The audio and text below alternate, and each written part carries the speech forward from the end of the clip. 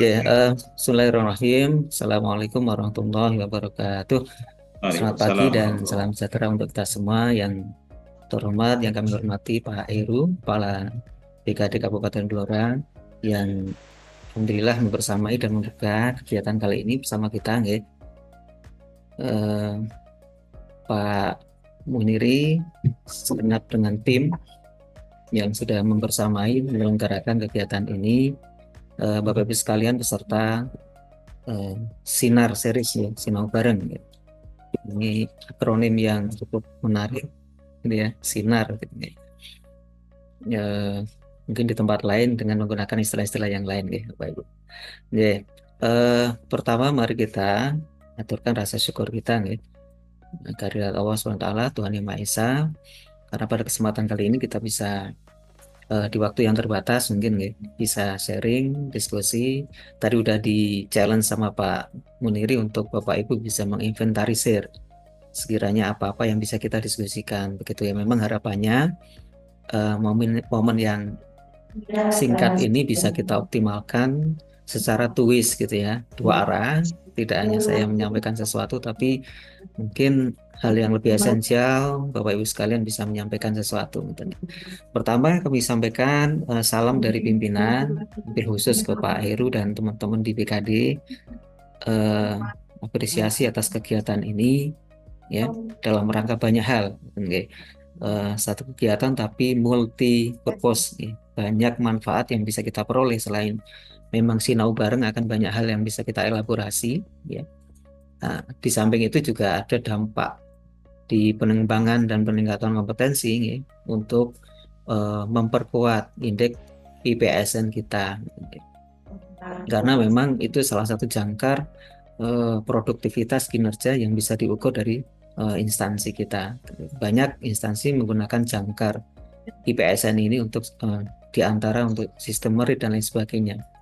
Nah, selain itu juga ini dukungan untuk produktivitas kinerja dari instansi. Eh, Oke, Bapak Ibu sekalian, bahwa tadi disampaikan eh, transisi peraturan gitu ya, dari Permen 8 ke 6, kemudian berikut-berikutnya ya, yang akan banyak hal yang akan kita tindak lanjuti. Sebetulnya esensinya tidak hanya di pergeseran informasi ya, teknologi informasi, tetapi banyak hal gitu ya, secara esensial. Dengan aturan undang-undang yang terbaru ya di 2003 kemarin, undang-undang ASN, bahwa di kami secara esensial BKN eh, ditantang untuk lebih bisa menghadirkan ya eh, penguatan-penguatan peran dan fungsi yang akan semakin banyak. Tentu kita pahami banyak lini, kemudian usaha-usaha percepatan pelayanan itu sudah kita gagas. Untuk kenaikan pangkat, pensiun, sudah semua serba cepat ya, serba mudah dengan si ASN. Harapannya layanan ini bisa dinikmati oleh seluruh aparatur Bapak Ibu sekalian ya. Dan ini mendukung pada proses kinerja tadi, bahwa ASN itu selayaknya fokus bekerja ya. Tidak diripeti dengan administrasi-administrasi yang kadangkala seperti zaman dulu itu mengupayakan tersendiri gitu ya. Butuh effort tersendiri ya, seolah-olah jadi pengganggu eh, kinerja dari tugas utamanya gitu ya. Nah, maka dengan beragam kehadiran dari layanan-layanan yang ada di PKN ini, harapannya untuk memudahkan semua berkinerja gitu. Baik Bapak Ibu, mengawali izin nih saya screen untuk proses yang akan saya sampaikan pada kesempatan kali ini.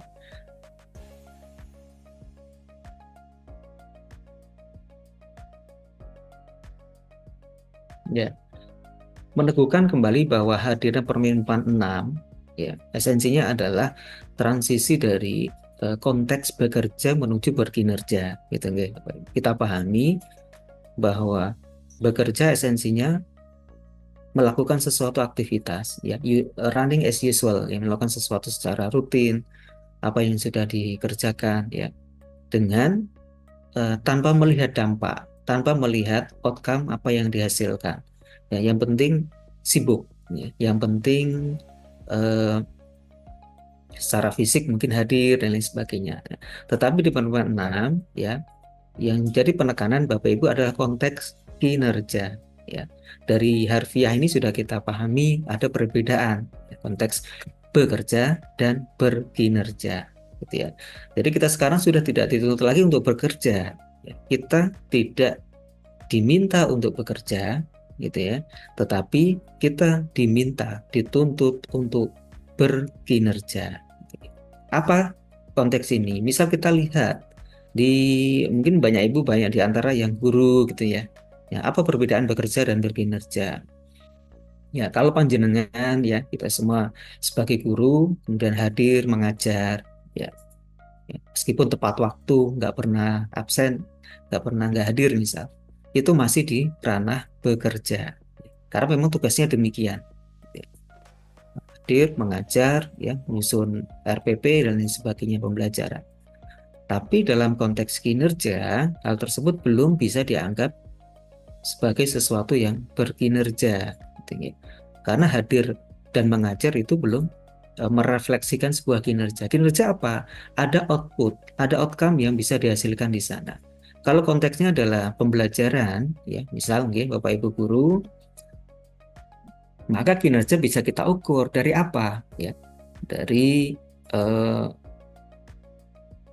seberapa tinggi ya pemahaman dari siswa, ya, seberapa tinggi prestasi yang ditorehkan oleh siswa. Jadi target-targetnya itu bukan hanya laporan-laporan kehadiran, ya, jumlah jam pelajaran yang sudah diperoleh, ya, atau hanya menghasilkan sesuatu RPP dan sebagainya. Itu bentuk dari kewajiban.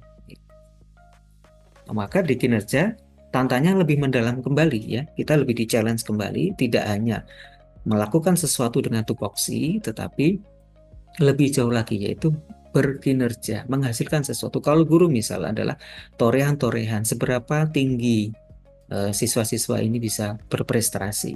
Ya. Jadi targetnya adalah target prestasi. Kalau di dalam konteks kesehatan, perawat misal, ya, yang jadi targetnya bukan hanya sekedar bagaimana melakukan pengasuhan, keperawatan, tidak, tapi lebih dalam lagi, lebih jauh dari sekedar merawat gitu ya. Tapi seberapa tinggi kepuasan dari para pasien maupun keluarganya ketika berobat atau menggunakan layanan di satuan unit kesehatan yang ada di sana. Jadi dan inilah yang akan dikontrakkan dengan atasannya.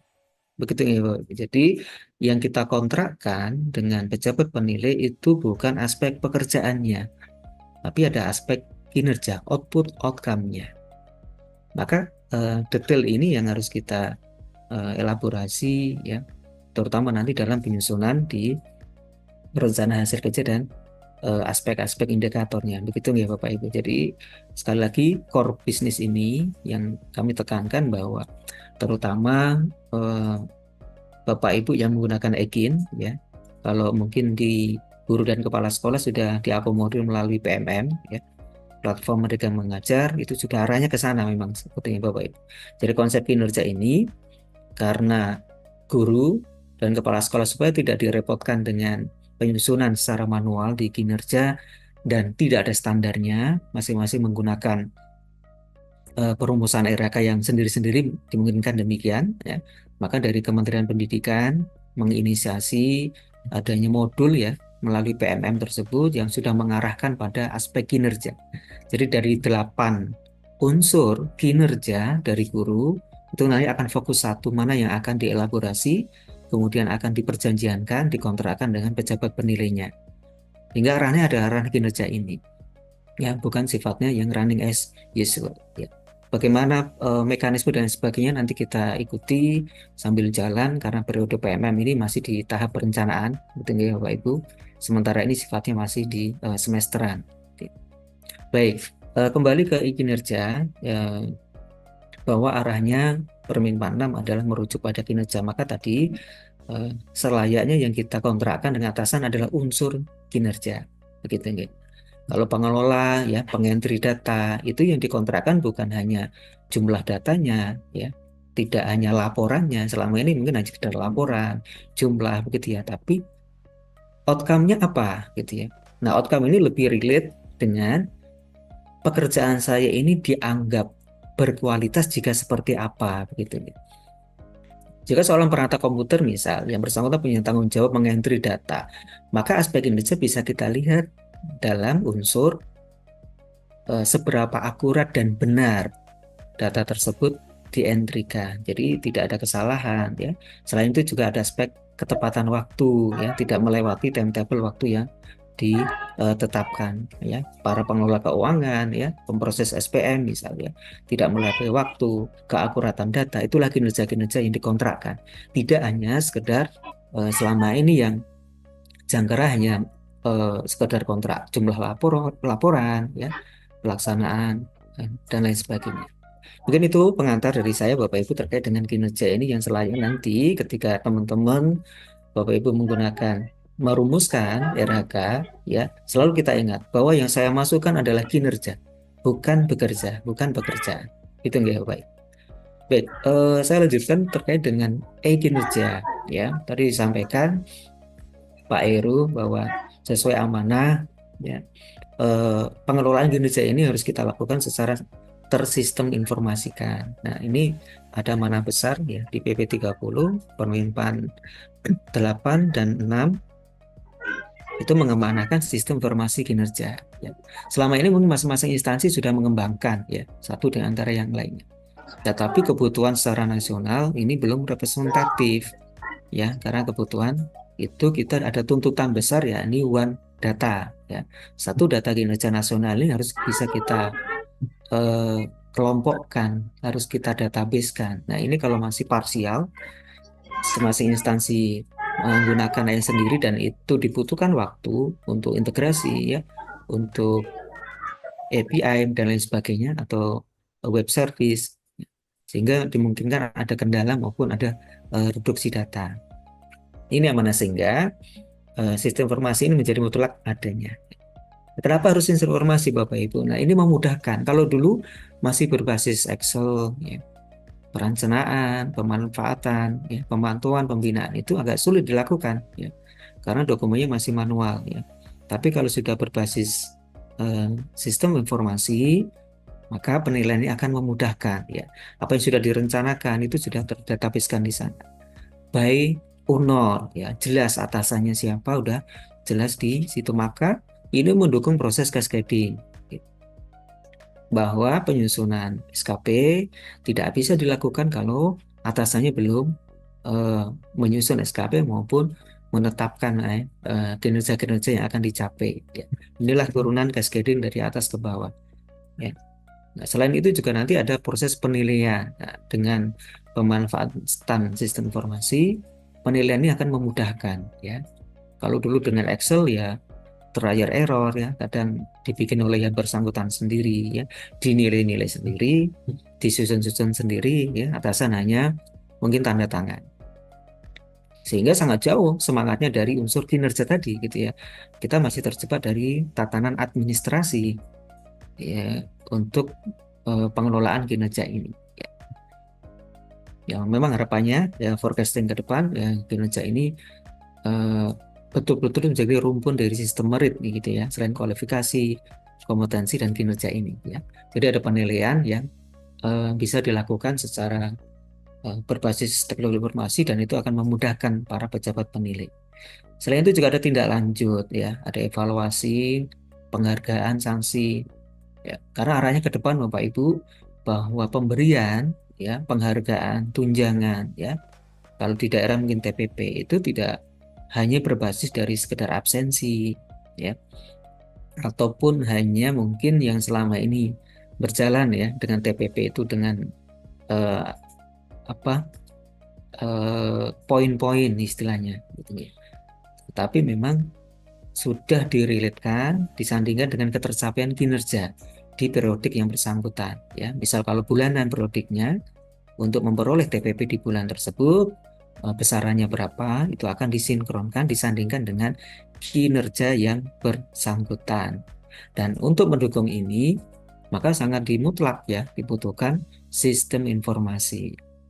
Ya, bagi instansi yang sudah memberikan TPP, paling tidak disinkronkan dengan kehadiran dan daily activities, poin-poin tersebut itu tentu dibutuhkan aplikasi ya yang sudah digunakan, dimiliki oleh masing-masing instansi. Nah, ini kalau data nasional itu maka dibutuhkan aplikasi. Maka kinerja inilah yang akan digunakan. Kenapa harus kinerja Bapak Ibu? Karena ini amanah secara undang-undang gitu nggih. BKN diberikan kewenangan dan tanggung jawab mengelola data. Di antaranya ada data kinerja ini. Maka kita tidak melihat kesempurnaan sistem, karena itu learning by doing ya, kita akan perbaiki sistem ini secara berkelanjutan. Tetapi yang penting adalah implementasi ya, keseluruhan data ini dari ASN ini bisa menggunakan kinerja yang diamanahkan menggunakan kinerja BKN ini begitu nih. Dan secara lebih jauh lagi Bapak Ibu, tindak lanjut ini akan kita gunakan ya di proses manajemen talenta ya, karena manajemen talenta ya, tabulasi silangnya ya, sumbu X dan Y-nya itu adalah dari kinerja dan potensi.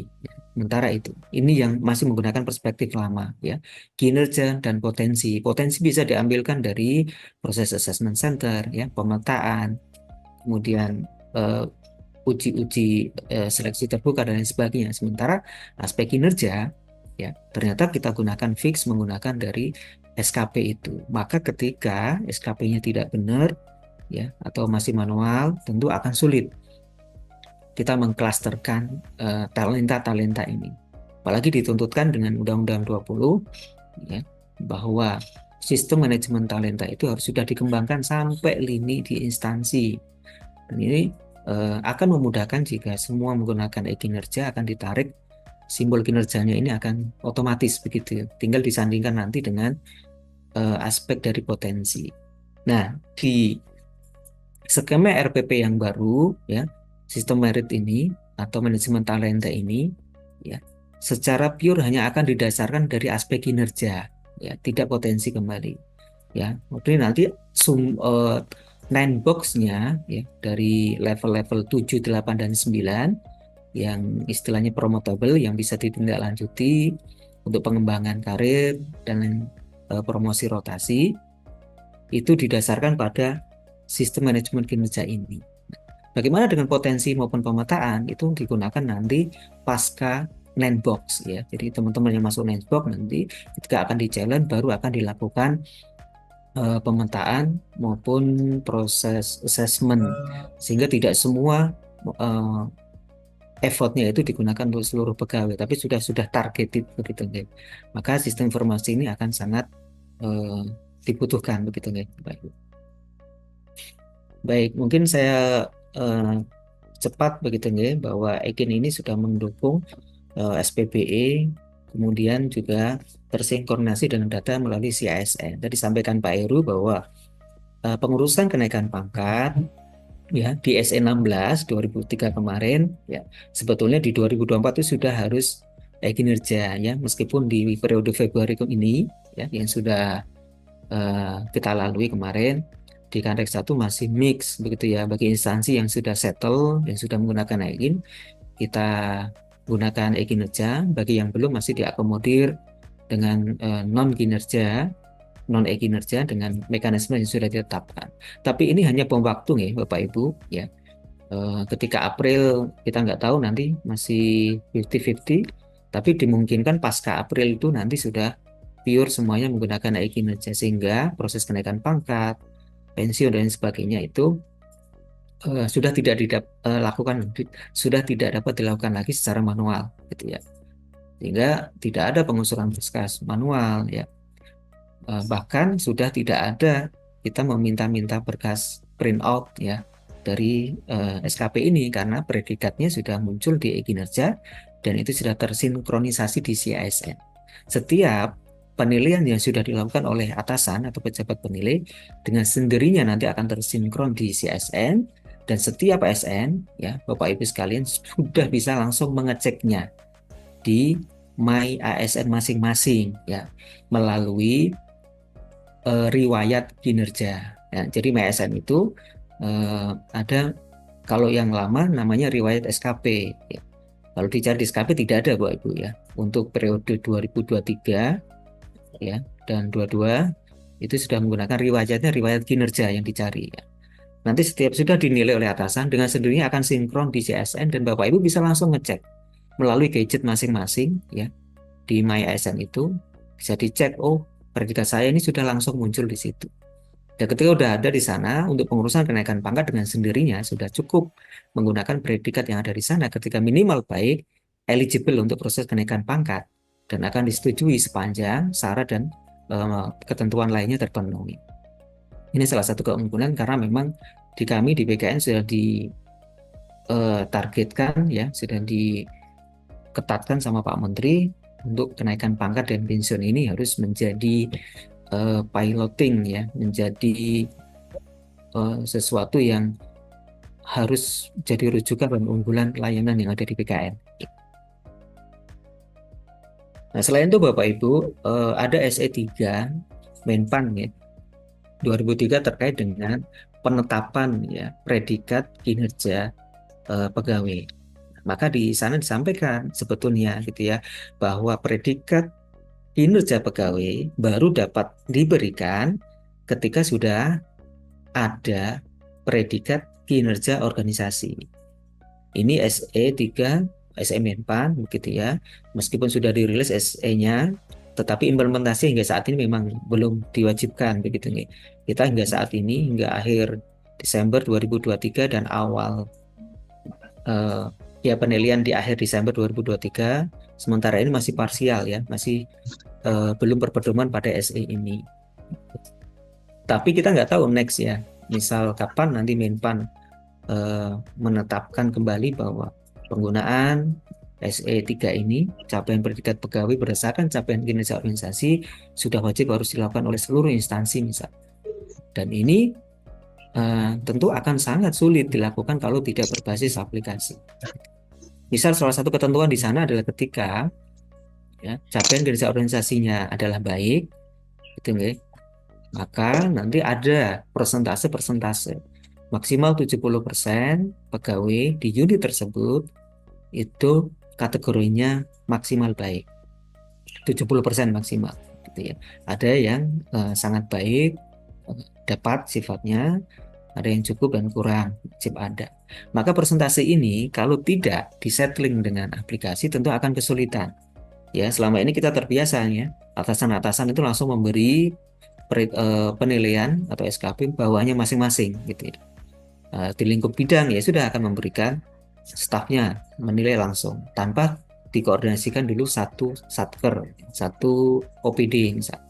Nah, kalau menggunakan pedoman SE ini tidak bisa demikian Bapak Ibu. Ya, harus ada nih. Misal OPD Dinas Dikbud ya, Dinas Pendidikan dan Kebudayaan. Seluruh pegawai yang ada di sana itu harus ditetapkan dulu capaian kinerja organisasi OPD. Baru nanti apakah kategorinya baik, sangat istimewa, atau cukup atau kurang dan sebagainya, akan dirumuskan gradasi persentase berapa persen pegawai akan diberikan predikat sangat baik, baik, cukup. Dan ini akan sangat memudahkan jika menggunakan aplikasi, gitu ya. Dan ketika misal ketentuan ini sudah harus diwajibkan, maka ketika semua ASN ini sudah menggunakan e-kinerja, itu monitoringnya akan lebih mudah, gitu ya, karena seolah-olah data itu sudah tersetelkan di sana, ya. Ketika ada OPD yang miss gitu ya, tidak menjalankan ketentuan, itu langsung akan terdeteksi. Atau mungkin malah nantinya bisa di-settling nih, misal predikatnya baik, OPD-nya ya, dan jumlah pegawai yang diberikan predikat baik sudah 70%, sudah nggak bisa lagi ada pegawai yang diberikan baik secara baik aplikasi ya.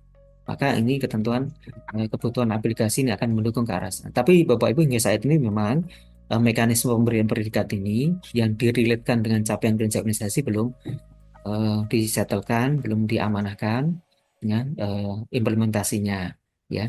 Sifatnya masih surat edaran ya. Tapi beberapa instansi sudah menggunakan. Tapi sebagian besar memang masih menggunakan mekanisme lama, ya tidak direlatekan secara gradasi langsung presentasinya dengan capaian kinerja organisasi. Ya, meskipun nanti di predikatnya akan diberikan ya, ketika kita udah dikasih rating nanti akan muncul predikat capaian kinerja organisasi maupun pegawai yang bersangkutan, gitu ya. Ya akan dikoordinasikan oleh admin kinerja instansi begitu. Berikutnya adalah mengapa kinerja? Karena Bapak Ibu sesuai amanah permenpan 1 ya, dengan dinamika perubahan kemudahan-kemudahan yang diberikan terhadap jabatan fungsional ya, sudah tidak lagi ada kewajiban menyusun dupat. Nah, maka angka kredit tidak diambilkan dari butir-butir, tapi langsung dikonversikan dari capaian predikat kinerja. Maka ya, untuk memudahkan proses ini, ya, administrasi ini kalau tidak dibantu dengan aplikasi tentu akan menyulitkan pejabat penilai, ya. Karena pejabat penilai itu punya 4, ya, paling tidak pekerjaan terkait dengan ini, gitu. Satu, memberikan predikat kerja, gitu ya, kemudian mengkonversinya, kemudian mengakumulasikan sekian periode tahun. Nah, ya, kalau sudah cukup untuk kenaikan jenjang pangkat, kemudian akan menetapkan PAK-nya oleh pejabat penilai tadi. Nah, ini kalau tidak dibantu dengan sistem informasi kinerja, tentu akan sedikit merepotkan. Gitu. Dari capaian ya, apakah sangat baik, baik, cukup, sampai sangat kurang dengan persentase yang sudah ditetapkan. Ini di Ekin sudah disusun skema parameternya, meskipun ya mohon maaf hingga saat ini kemarin masih maintenance dan sekarang sudah dibuka tapi masih terbatas sifatnya ya, belum bisa mengakomodir jabatan-jabatan yang ada mutasian ya, atau bagi JF-JF yang pasca penyederhanaan birokrasi masih belum bisa mengondisikan, masih kita setting parameternya ya. Dan ada case-case tertentu yang masih dikondisikan teman-teman di pengembang di pusat begitu ya. Selain itu tadi kinerja juga akan menggunakan bermanfaat bagi kegiatan manajemen talenta tadi yang sudah saya sampaikan ya, di promotable ya, di tabel 1 untuk startnya ya, atau kita maknai di nine box-nya itu ada 9, 7 dan 8 ya yang untuk bisa promotable gitu. Nah, ini kalau tidak didukung sistem informasi itu akan kesulitan. Memang tantangan ke depan Bapak Ibu, bahwa talent-talent ini sifatnya tidak hanya parsial di instansi ya.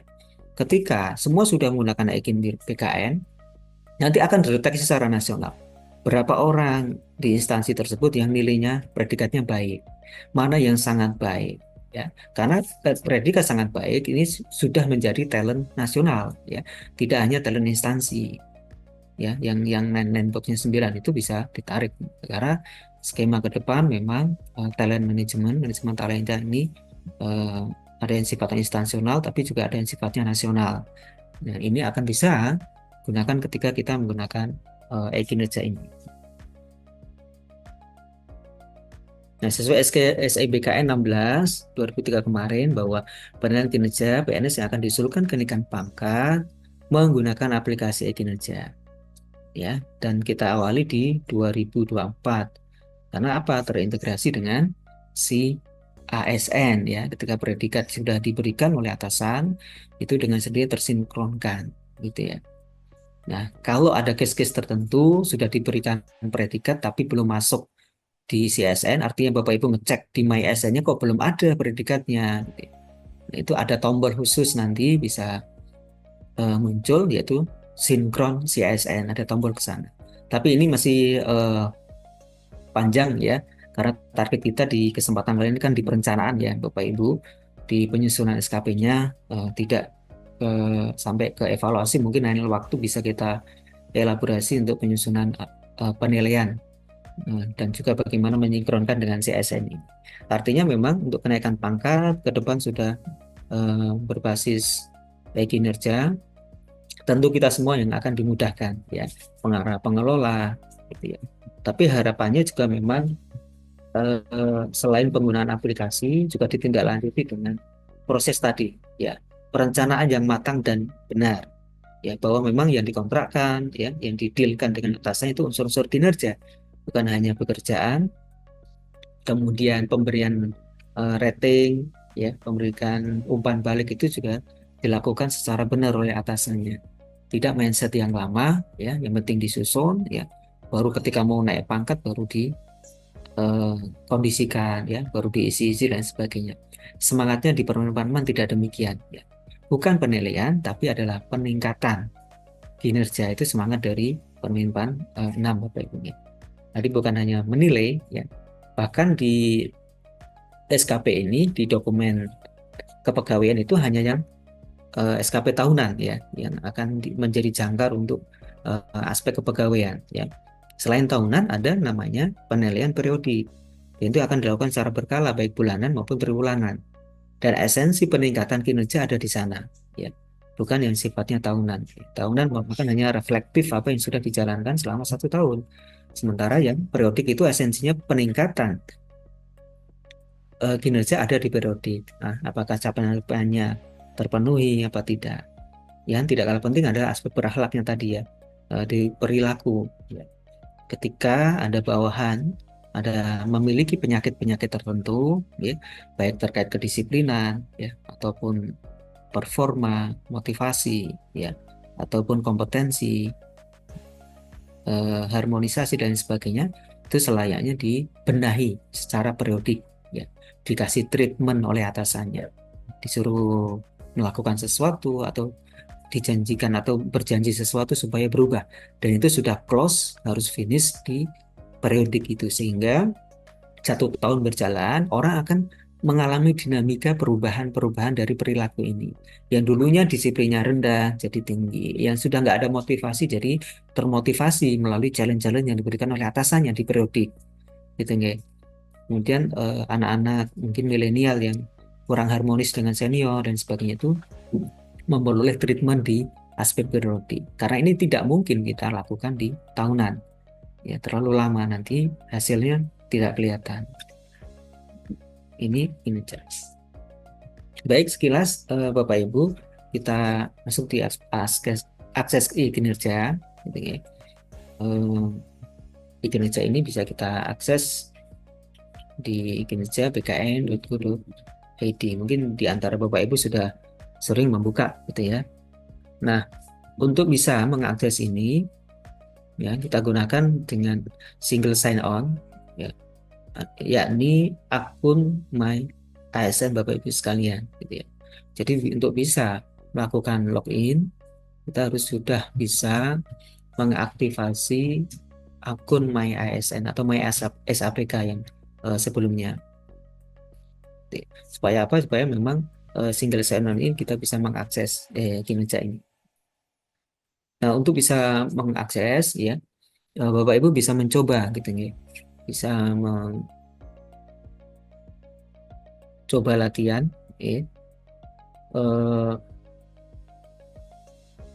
dengan mengakses di My ASN di sana. Apakah sudah bisa login atau tidak, gitu. Kalau ternyata nggak bisa, gitu ya, maka bisa dilakukan dengan lupa password. Menu inilah yang bisa digunakan oleh Bapak Ibu.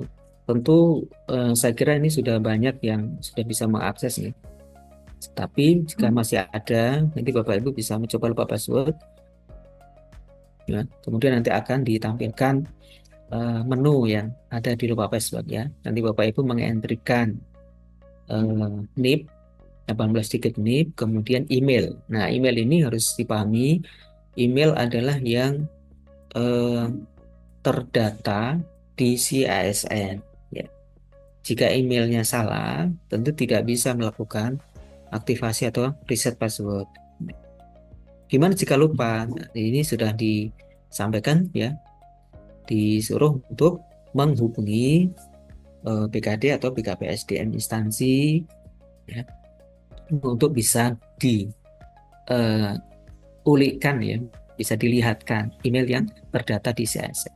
Meskipun itu belum tentu menjamin, begitu ya. Kenapa? Karena ketika sudah disampaikan akun email, ya, dibuatkan misal email tersebut, nah, kadang-kala banyak PNS atau PPKK itu yang lupa passwordnya. Nah, ini jadi masalah tersendiri, gitu ya. meskipun sudah tahu emailnya tetapi tidak bisa membuka, itu juga tidak tersolusikan ya, karena nanti notifikasi itu akan dikirim via email ya, yang akan merubah atau mereset passwordnya. Beberapa instansi memang menskenario ya untuk email yang digunakan aktivasi ini diberikan template email yang dari instansi begitu ya. Seluruh pegawai yang ada di sana diberikan skenario email, eh, sehingga tidak hanya berdasarkan email pribadi masing-masing yang kadang-kala lupa passwordnya gitu ya. Sudah dikasihkan kode-kode ya, template emailnya itu kadang-kala misal kemudian add instansinya ya jika menggunakan instansi, kemudian passwordnya itu sudah diberikan template ya, mungkin nama kemudian nomor apa begitu. Tapi ini hanya alternatif gitu ya. Tergantung kebijakan dari pengelola kepegawaian masing-masing. Jika menggunakan yang pada intinya bagaimana bisa mengakses email tersebut.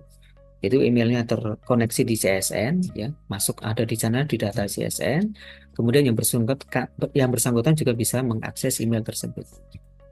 Gitu.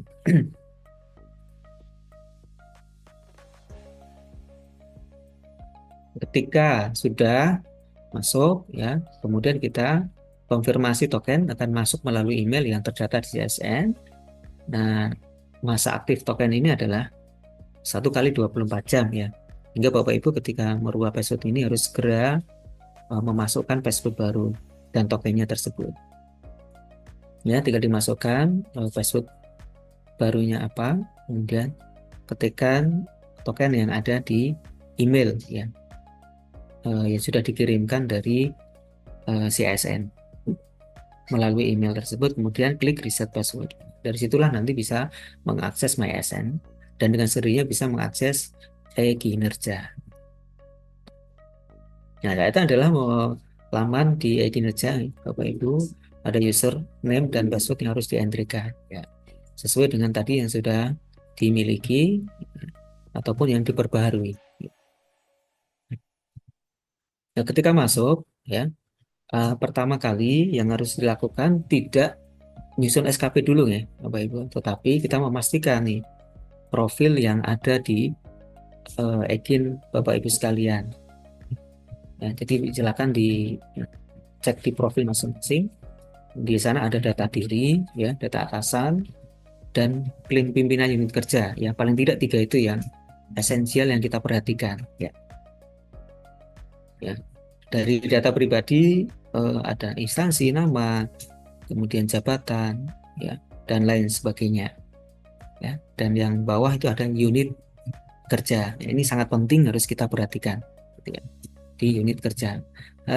Semisal ya profil ini kita yang pertama adalah pimpinan ya, misal OPD, maka data diri di sini adalah datanya yang bersangkutan, kemudian unit kerjanya adalah unit kerja yang bersangkutan selaku OPD atau pimpinan unit mandiri, unit kerja mandirinya tersebut ya, sehingga di sini terteranya unit kerjanya adalah OPD. Misal kalau dinas kesehatan berarti unit kerjanya adalah dinas kesehatan. Nah, bagaimana dengan di bawah pimpinan OPD? Misal kepala bidang kesehatan masyarakat. Sama, cek profilnya di data pribadi, yang bersangkutan ngecek, kemudian di unit kerja PNS, yang bersangkutan unitnya bukan di dinas kesehatan ya, tapi pilih bidang kesehatan masyarakat ya, karena jabatannya adalah kepala bidang, maka unit kerjanya harus bidang. Berikutnya di bawahnya ya, kepala bidang, kemudian di bawahnya adalah mungkin GF ya, ada GF muda, pertama muda dan sebagainya. Yang bersangkutan ketika di bawah bidang kesehatan masyarakat, maka unit kerjanya juga sama, yaitu bidang kesehatan masyarakat ya. Apa yang membedakan? Untuk kapitnya di menu klaim pimpinan unit kerja harus ngeklaim, sehingga nanti warnanya berubah jadi orange ya, atau agak kuning. Tetapi non kabit ya, atau bawahan kabit yang tidak memilih ya, baik yang CF maupun yang pelaksana, itu eh, sama memilih bidang kesehatan masyarakat, tetapi diklaim pimpinan tidak boleh ngeklaim pimpinan ya, warnanya hijau. Nah, itu yang membedakan ya. Unitnya sama, tapi yang membedakan adalah klaim pimpinannya. Gitu. Setiap pejabat yang memiliki bawahan di unor-unor tertentu tersebut, yang bersangkutan harus ngeklaim pimpinan. Ya, pimpinan OPD, klaim pimpinan harus warna orange ya, jelas. Kabitnya, sekretaris itu juga harus klaim pimpinan warna orange. Ya. Kalau di bawah sekretaris masih ada kasubag, misal ya kasubag umum, kasubag TU, kasubag perencanaan keuangan dan sebagainya, maka ya yang bersangkutan milihnya unitnya gitu ya sesuai unur yang bersangkutan. Kalau unurnya secara ortalannya masih ditetapkan ada subbagian perencanaan dan keuangan misal, maka yang bersangkutan unit kerjanya adalah subbagian tadi, bukan di bidang bukan di sekretaris gitu ya, tapi di subbagnya. Nah, nanti bawahannya kasubag milih unit kerjanya adalah bukan di sekretaris tapi di subbag tadi. Bedanya apa dengan subbagnya? Kalau subbagnya yang bersangkutan ngeklaim pimpinan warna orange ya, tetapi kalau yang bersangkutan misal eh, peranata APBN, bendahara dan lain sebagainya atau pemproses SPM, yang bersangkutan sama bidangnya adalah sama unitnya adalah subbagian perencanaan keuangan, tetapi tidak mengklaim pimpinan. Ya, yang mengklaim pimpinan hanya di unor yang pemilik unor ya, di mana kasubag tersebut, sekretaris, kasubag, ya, kabid, ya, kemudian pimpinan OPD, ya, kepala dinas itu warnanya harus oranye, ngeklaim pimpinan.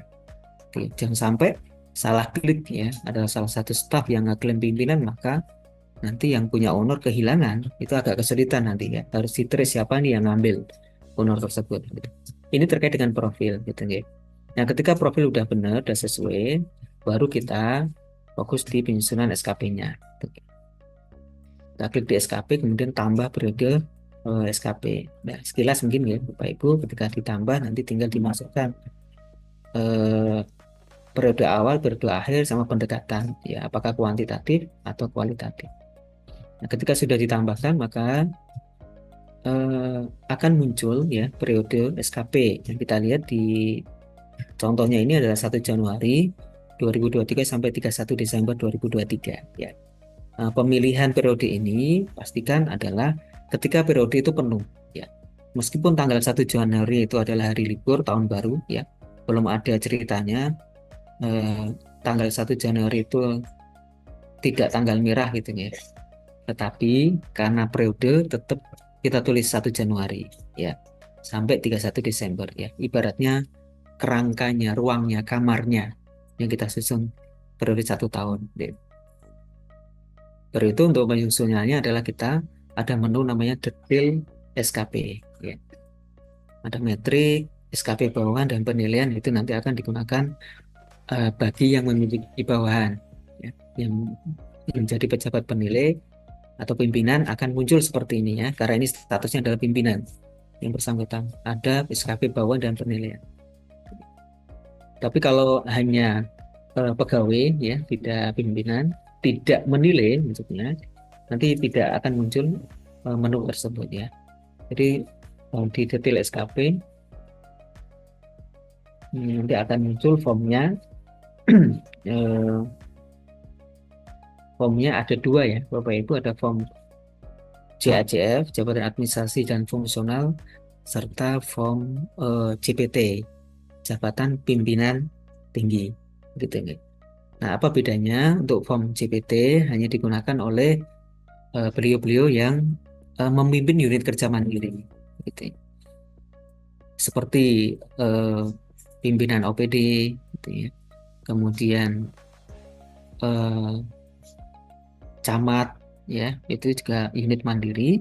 Kemudian di ketentuan juga satker yang dipimpin oleh jabatan fungsional tetapi melakukan pengelolaan mandiri itu bisa disetting sebagai form JPT ya, yakni apa? Puskesmas ya.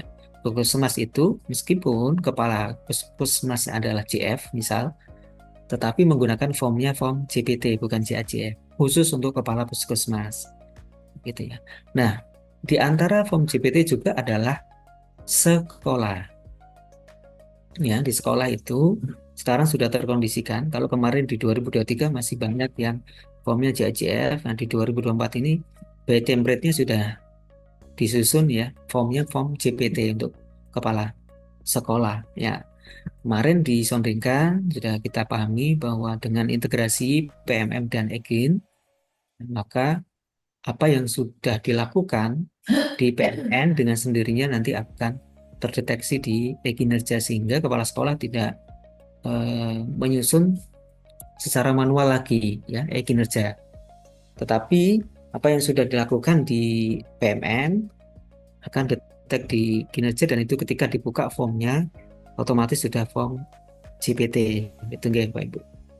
Jadi tadi pimpinan OPD, kemudian badan-badan ya, kecamatan, puskesmas dan sekolah menggunakan form GPT ya. Nah, bagi yang tidak memimpin atau UPT misalnya, UPT juga form GPT. Yang bukan pimpinan mandiri, maka menggunakan form CACF ya. Bagi misal di bawah CPT-nya ya, kepala bidang, sekretaris, eselon 2, eselon 3 form CACF. Eselon 4 ya. Kemudian pelaksana itu form CACF ya. Termasuk juga pengampu jabatan fungsional. Semua jenjang jabatan fungsional menggunakan form jabatan administrasi, jabatan fungsional CACF. Yang membedakan apa Bapak Ibu adalah di formulirnya sedikit berbeda ya. Jika form GPT itu hanya ada adalah klaster kolom rencana hasil kerja, kemudian indikator, kemudian target sama perspektif ya. Hanya itu yang didasarkan dari perjanjian kinerja yang sudah dimiliki. Tetapi kalau form CACF ada kolom paling sebelah kirinya adalah RHK pimpinan atau atasannya yang diintervensi ya. Tapi kalau yang punya form GPT tanpa harus mengintervensi karena dasar mereka sudah menggunakan PK perjanjian kinerja yang dimilikinya. Ya. Dari PK itu kemudian dituangkan dalam SKP, baru kemudian di cascading di lini ke bawah menggunakan form JACF, maka dibutuhkan RHK atasan yang diintervensi. Kemudian baru menyusul RHK yang bersangkutannya apa, rencana hasil kerjanya.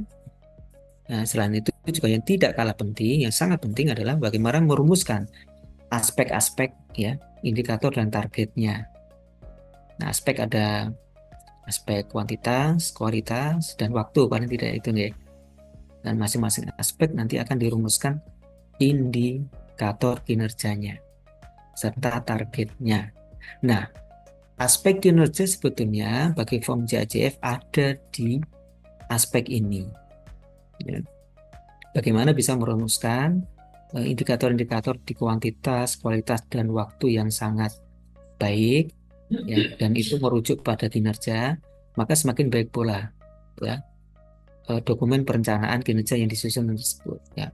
Kita tidak terjebak pada apa yang sudah berjalan kemarin ya, hanya formalitas, ya, hanya kuantitas-kuantitas, ya, hanya dokumen-dokumen, hanya 12 bulan, 12 bulan, ya, hanya laporan-laporan lain sebagainya. Mungkin nanti bisa kita elaborasi. Ya, cara menambahkan RHK-nya dengan kita klik tambah RHK ya.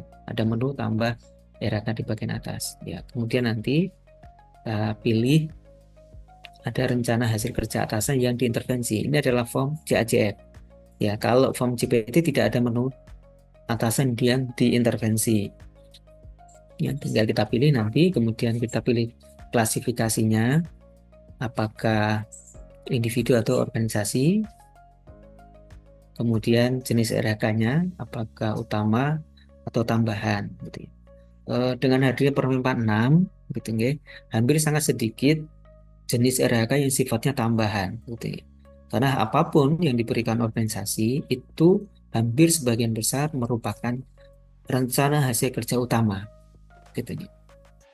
Meskipun itu tidak secara nomenklatur tidak sesuai dengan jabatan, ya, tapi masuknya tetap utama. Kenapa? Dasarnya adalah dampak ya, atau juga rentang kendalinya itu sangat tinggi. Ya. mempunyai signifikansi terkait dengan capaian kinerja organisasi. Ya. Itulah masuk di utama. Nah, mana yang tambahan? Tambahan itu yang sifatnya ekstra kurikuler ya. Bapak Ibu aktif di Korpri, Dharma Wanita, itu baru masuk tambahan. Tapi kalau hanya misal pengelola kepegawaian kemudian diminta bantuan di eh, apa ya, ada tambahan sedikit di keuangan misal, itu bukan tambahan, tapi itu masuk utama karena mengintervensi langsung kinerja organisasi. Karena skema sekarang ada squad ya, lintas lini, lintas bidang ya. Orang tidak hanya tafakuh atau hanya perform di unitnya saja ya. Karena lagi-lagi tolok ukur kita adalah kinerja.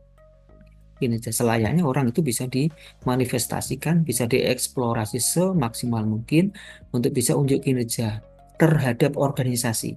Boundariesnya tidak hanya di skop silo dengan seksi-seksi atau bidang-bidang masing-masing ya, tetapi organisasi ya. Kayak kalau kita lingkup utama adalah OPD, maka bagaimana YBS ini bisa berkontribusi terhadap kinerja dari OPD, bukan hanya bidang masing-masing tersebut. Ini diatur di Permen 7 gitu ya, tentang pola kerja gitu ya. Jadi tadi ya, utama dan tambahan itu hampir sebagian besar adalah masuk di utama, bukan di tambahan ya. Kemudian di bawahnya baru kita rumuskan rencana hasil kerja kita apa. Ya, apa bedanya? Yang di atas adalah punya atasan, sementara yang di bawah adalah action kita apa. Nah, rencana hasil kerja ini selayaknya di Permen 6, panduannya adalah disusun secara orientasi hasil atau output outcome. Ya. Bukan kalau dulu mungkin proses ya, tapi sekarang adalah orientasinya hasil ya. Apa sih yang diperoleh dicapai dari kegiatan tersebut begitu ya. Kalau latahnya banyak digunakan teman-teman ya, jangkar kata yang dipakai seringnya terlaksananya gitu ya, terwujudnya, diperolehnya dan lain sebagainya. Meskipun tidak harus demikian. Banyak mungkin redaksional lain yang lebih challenging, yang lebih menarik ya. Tapi karena mungkin lebih simpel dan memudahkan, jadi menggunakan hanya kata-kata terwujudnya ya, terlaksananya, diperolehnya dan lain-lain. Memang sudah tidak diperkenankan menggunakan nuansa proses ya, melaksanakan, mengentry, ya, menginput, ya, memperoleh, menyusun. Itu adalah proses-proses ya. Nah, rencana hasil kerja harus disusun berdasarkan outcome ya, apa yang dihasilkan dari kegiatan tersebut apa. Ya, kemudian klik OK. Nanti akan tersusun satu RHK. Misal di sini adalah RHK atasan diintervensi adalah diperolehnya nilai NSPK ya. Maka yang bersangkutan si pemilih SKP ini menyusun dengan punya atasan ini apa yang dia lakukan, yaitu terlaksananya penilaian NSPK secara optimal. Jadi dia menilai proses penilaian SPK. Nah, di situ nanti akan kemudian di aspek ini ditambahkan ya, tambah indikator ya. Ada nanti kuantitas, kualitas maupun waktu yang harus diisikan di sini, aspek-aspek, indikator dan targetnya. Kalau sudah kemudian diklik oke nantinya.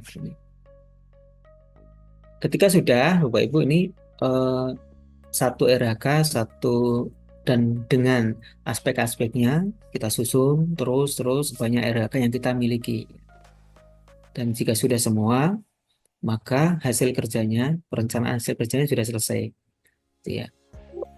Nah, sementara untuk aspek perilaku itu nanti tidak YBS yang mengisi, ya. Ada ekspektasi khusus pimpinan dan lain-lain. Yang mengisi adalah pejabat penilainya.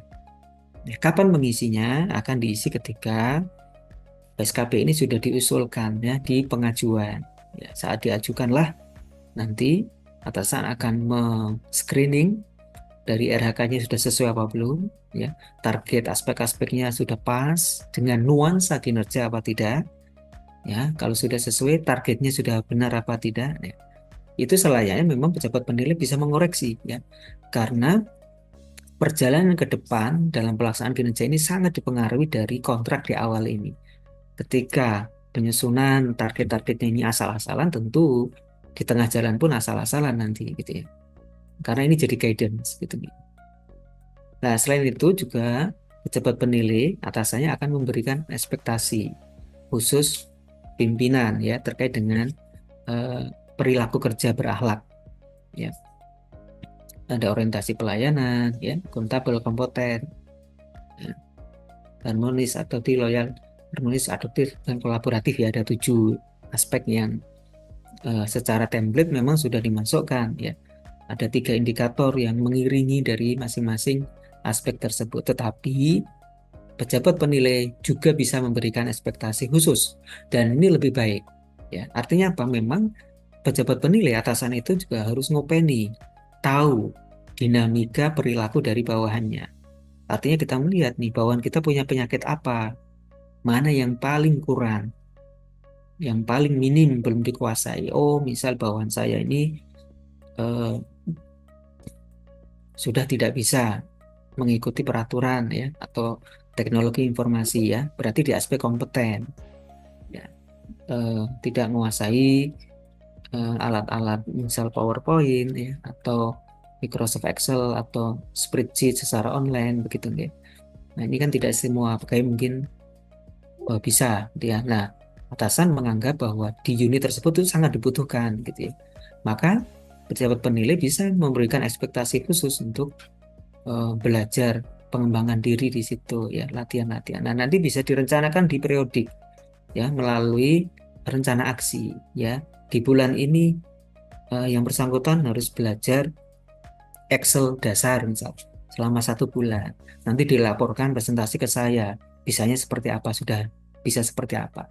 Itu bisa dikontrakkan di ekspektasi khusus, gitu ya. Nanti next rencana aksi di periode berikutnya apa, bisa ganti lagi, ganti lagi.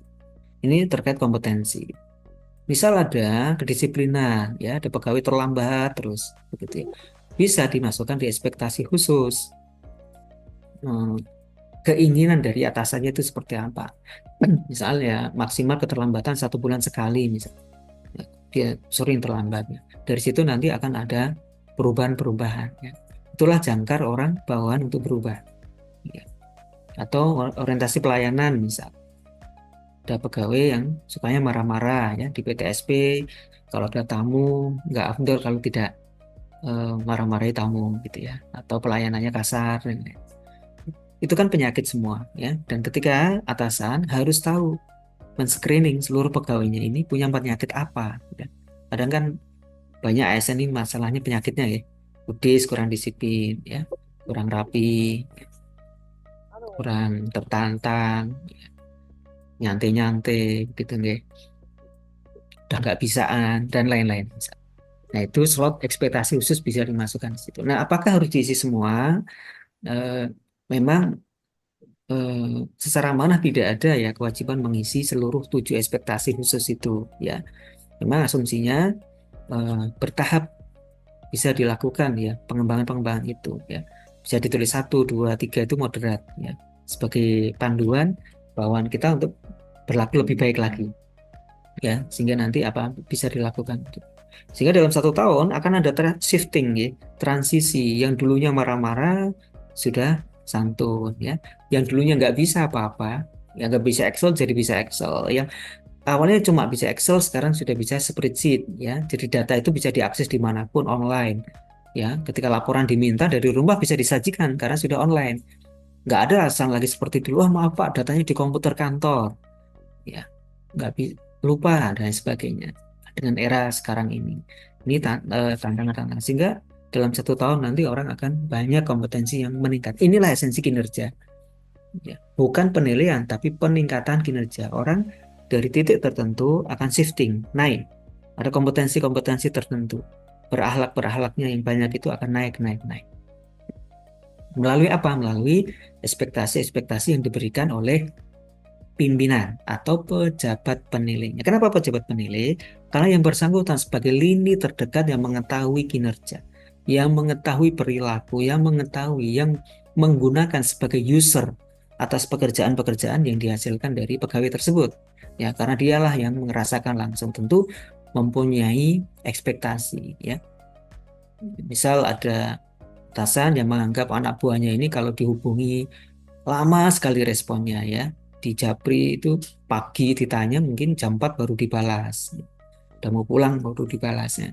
Ini juga penyakit, ini tantangan yang harus disembuhkan melalui ekspektasi khusus. Selain itu Bapak Ibu, di bawah ada lampiran ya, ada dukungan sumber daya, skema pertanggungjawaban dan konsekuensi. Nah, ini bisa diisi dengan sumber daya sesuai dengan kebutuhan ya. Terlebih adalah memang yang belum ada ya.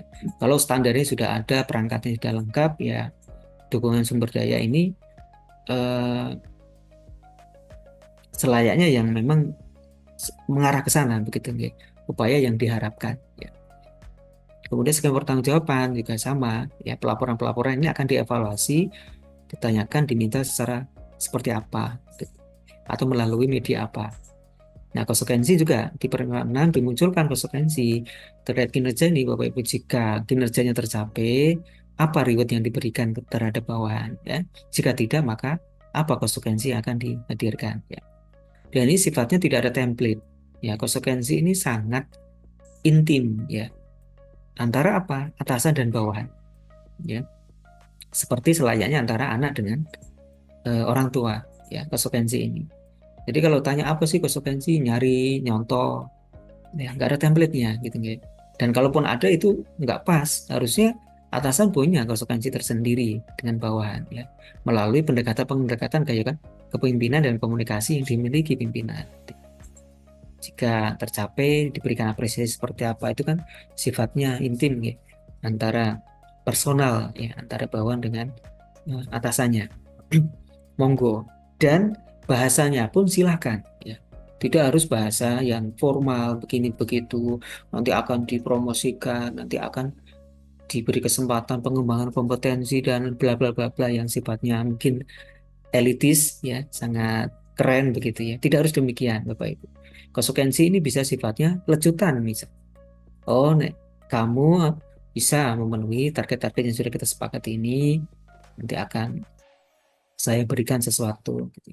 Dan ya macam-macam lah ya, baik sifatnya material, non material dan lain sebagainya. Maka tadi saya sampaikan ya, sifatnya sangat personal. Gitu. Nah, terkait dengan kinerja dengan PMM ya, Bapak Ibu, bahwa pengelolaan kinerja eh, di Desember 2023 kemarin ya, Kemendikbud sudah menjalin ya kerjasama, ada surat keputusan bersama, surat edaran bersama antara Mendikbud dan Kepala BKN bahwa pengelolaan kinerja guru dan kepala sekolah dilakukan melalui sistem aplikasi platform Merdeka Mengajar atau PMM yang dikelola oleh Kemendikbud gitu ya. Nah, ini headline-nya di sana ya, yang dikelola oleh Kemendikbud ya. Jadi secara server, kemudian pengelolaan, kemudian mitigasi, konsultasi ya, permasalahan dan sebagainya, ini dikoordinasikan langsung oleh Kemendikbud melalui tim yang dibentuk. Jadi kalau ada kendala terkait PMM, itu bukan larinya ke BKN gitu ya, tapi tim yang dibentuk oleh di Kemendikbud ya. Dalam hal ini di wilayah dikoordinasikan melalui BPGP ya, Balai Besar Guru Penggerak yang ada di seluruh Indonesia ya, yang akan memfasilitasi, akan memberikan apa ya, asistensi ketika ada permasalahan ya, meskipun ada jangkar yang sifatnya umum ya, ketika ada kendala nanti bisa masuk web dan akan dilakukan penanganan ya secara nasional dari pusat, meskipun sifatnya tidak secara langsung ya, kadang-kala ada antrian list dan waktu tersendiri gitu ya. Nah, PMM ini Bapak Ibu digunakan mulai Januari 2024 gitu ya. Tadi kita sampaikan bahwa PMM ini untuk guru dan kepala sekolah sudah tersinkronkan dengan kinerja. Nah, sementara makna sinkron ini ya di awal memang dipahami yang disinkronkan adalah predikatnya. Jadi ketika proses sudah selesai, maka predikatnya akan muncul dengan sendirinya di EGIN. Sehingga nanti untuk urusan kenaikan pangkat dan manajemen kepegawaian lainnya sudah muncul di CSN ya. Tetapi kebutuhan tidak cukup di situ ya. ternyata memang kepala sekolah misal eh, RHK yang bersangkutan itu sangat dibutuhkan oleh para tenaga-tenaga kependidikan, ya, yang dimana tenaga kependidikan ini tidak menggunakan PMM, ya. Maka dualisme operabilitas antara PMM dan EKIN ini eh, diwujudkan, ya, tidak hanya di proses penilaian tetapi memang di proses perencanaannya pun sudah diintegrasikan begitu ya. Kemarin kepala sekolah sudah diintegrasikan sehingga RHK kepala sekolah yang diinput melalui PMM itu sudah muncul di e-kinerja sehingga para tendik ya sudah bisa mengintervensi eh, RHK dari kepala sekolah tersebut. Mungkin meskipun akhirnya muncul pertanyaan kembali begitu ya Pak Ibu, bahwa kok RHK kepala sekolah yang muncul sifatnya adalah RHK kependidikan gitu ya. Karena memang yang direncanakan di PMM kan yang demikian kepala sekolah. Maka ya jika kondisi yang tersebut yang akan diintervensi oleh Tendik itu kan sifatnya ada administrasi, supporting unit ya, dukungan ya. Misal eh, bagi mungkin pengelola ya, arsiparis ya, ataupun laporan atau mungkin ada kasubag lain sebagainya, itu bisa ditambahkan lagi nanti ya. Jadi kepala sekolah bisa ditambahkan RHK yang bisa mengakomodir dari kebutuhan intervensi atau cascading dari pegawai-pegawai yang menggunakan e-kinerja di unit sekolah tersebut begitu ya. Karena sifatnya masih editable ya, masih bisa ditambahkan maupun diedit, dihapus. Pengelolaan kinerja guru kepala sekolah dilakukan melalui PMN menjadi data dan dokumen sumber kinerja tadi, gitu ya. Instansi daerah sesuai dengan kewenangannya melakukan pemutakhiran data SN guru pada data Dapodiknya. Sumbernya memang berbeda nih, Bapak Ibu. Kalau kinerja ini sumber datanya adalah CSN, ya, sehingga ketika P3K misal ya, belum bisa mengakses kinerja, itu harus dikondisikan dulu di database di CSN-nya. Kemudian PNS-PNS yang misal mengalami mutasi ya antar instansi juga kadang-kala ada kendala di e-kinerjanya, maka harus disempurnakan dulu, diupdate dulu di e-kinerja. Di CSN baru nanti akan disinkronkan ya e-kinerja di CSN ini. Tapi bagi PMM database-nya adalah Dapodik. Begitu enggak ya? Jadi ketika ada permasalahan data kok atasannya berbeda ya atau mungkin udah pensiun dan sebagainya, itu lapornya bukan ke BKN begitu enggak ya? Tetapi ke admin Dapodik ya supaya bisa dikondisikan di sana. Ya, jadi dua jangkar ini memang operasionalnya berbeda, hostnya berbeda ya Bapak Ibu, tetapi di tengah jalan ini ada transisi sinkronisasi data ya dari PMM ini nanti akan masuk ke EKIN, baik RHK-RHK-nya tadi maupun nanti muaranya adalah di kinerja, predikat kinerja nanti dengan sendirinya, sehingga guru dan kepala sekolah tidak wajib atau memang tidak perlu menyusun kinerja ya, menyusun SKP di kinerja, cukup fokus di PMM. Ini interoperabilitas yang sudah disepakati ya antara BKN dan Kemendikbud gitu. Ini misal contoh RHK dari kepala sekolah yang sudah masuk ya di e-kinerja ya.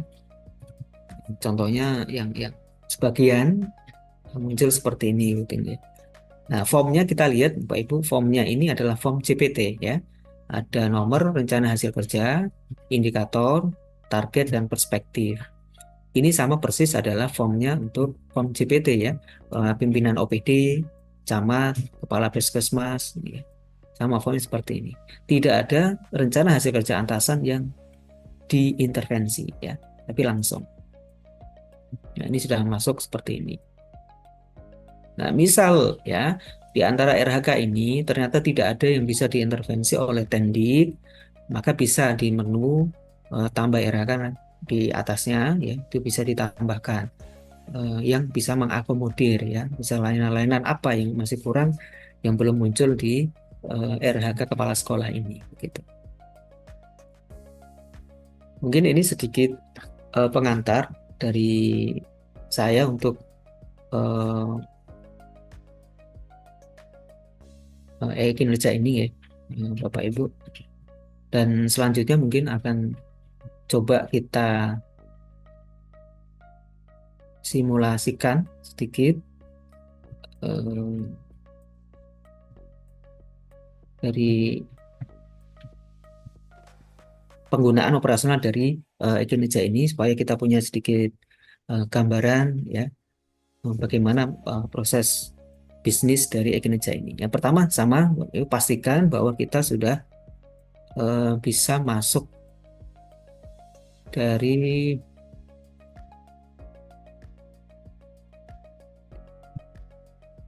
kinerja dengan cara ya tadi cara masuk ke My ASN ya. Jika sudah bisa melakukan login ya.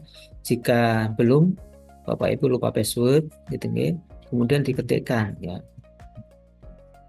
Misal ini emailnya asal gitu ya. Nah, kalau emailnya asal maka ketika dilanjutkan maka tidak bisa. Pastikan email yang dimasukkan itu sesuai dengan apa yang ada di CSN gitu ya. Ketika udah sesuai nanti bisa dan nanti Bapak Ibu tinggal masukkan ya password baru kemudian token yang ada di email yang sudah dikirimkan melalui email yang terdata di CSN yang sudah digunakan ini. Jika ada kendala silakan nanti menghubungi di BKD ya untuk akan dibantu terkait dengan email yang terdata di CSN ini gitu. Baik, ketika sudah bisa mengakses ya, Bapak Ibu maka aksesnya adalah di kinerja ya, .bkn.go.id halaman utamanya antar muka yang seperti ini, klik login ya.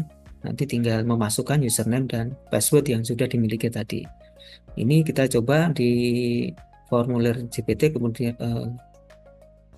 kebetulan punya Pak Kepala Brigadir Pak Heru. Yang pertama kali kita sampaikan tadi, Bapak Ibu, untuk bisa menyusun harus dicek ya data pribadi di menu profil. Pertama data pribadi, kemudian cek unit kerja. Yang unit kerja yang sudah betul ya, Badan Kepegawaian Daerah. Nah, kemudian atasan ya sudah benar. Kemudian menu klaim pimpinan. Nah, pastikan ini warnanya orange ya.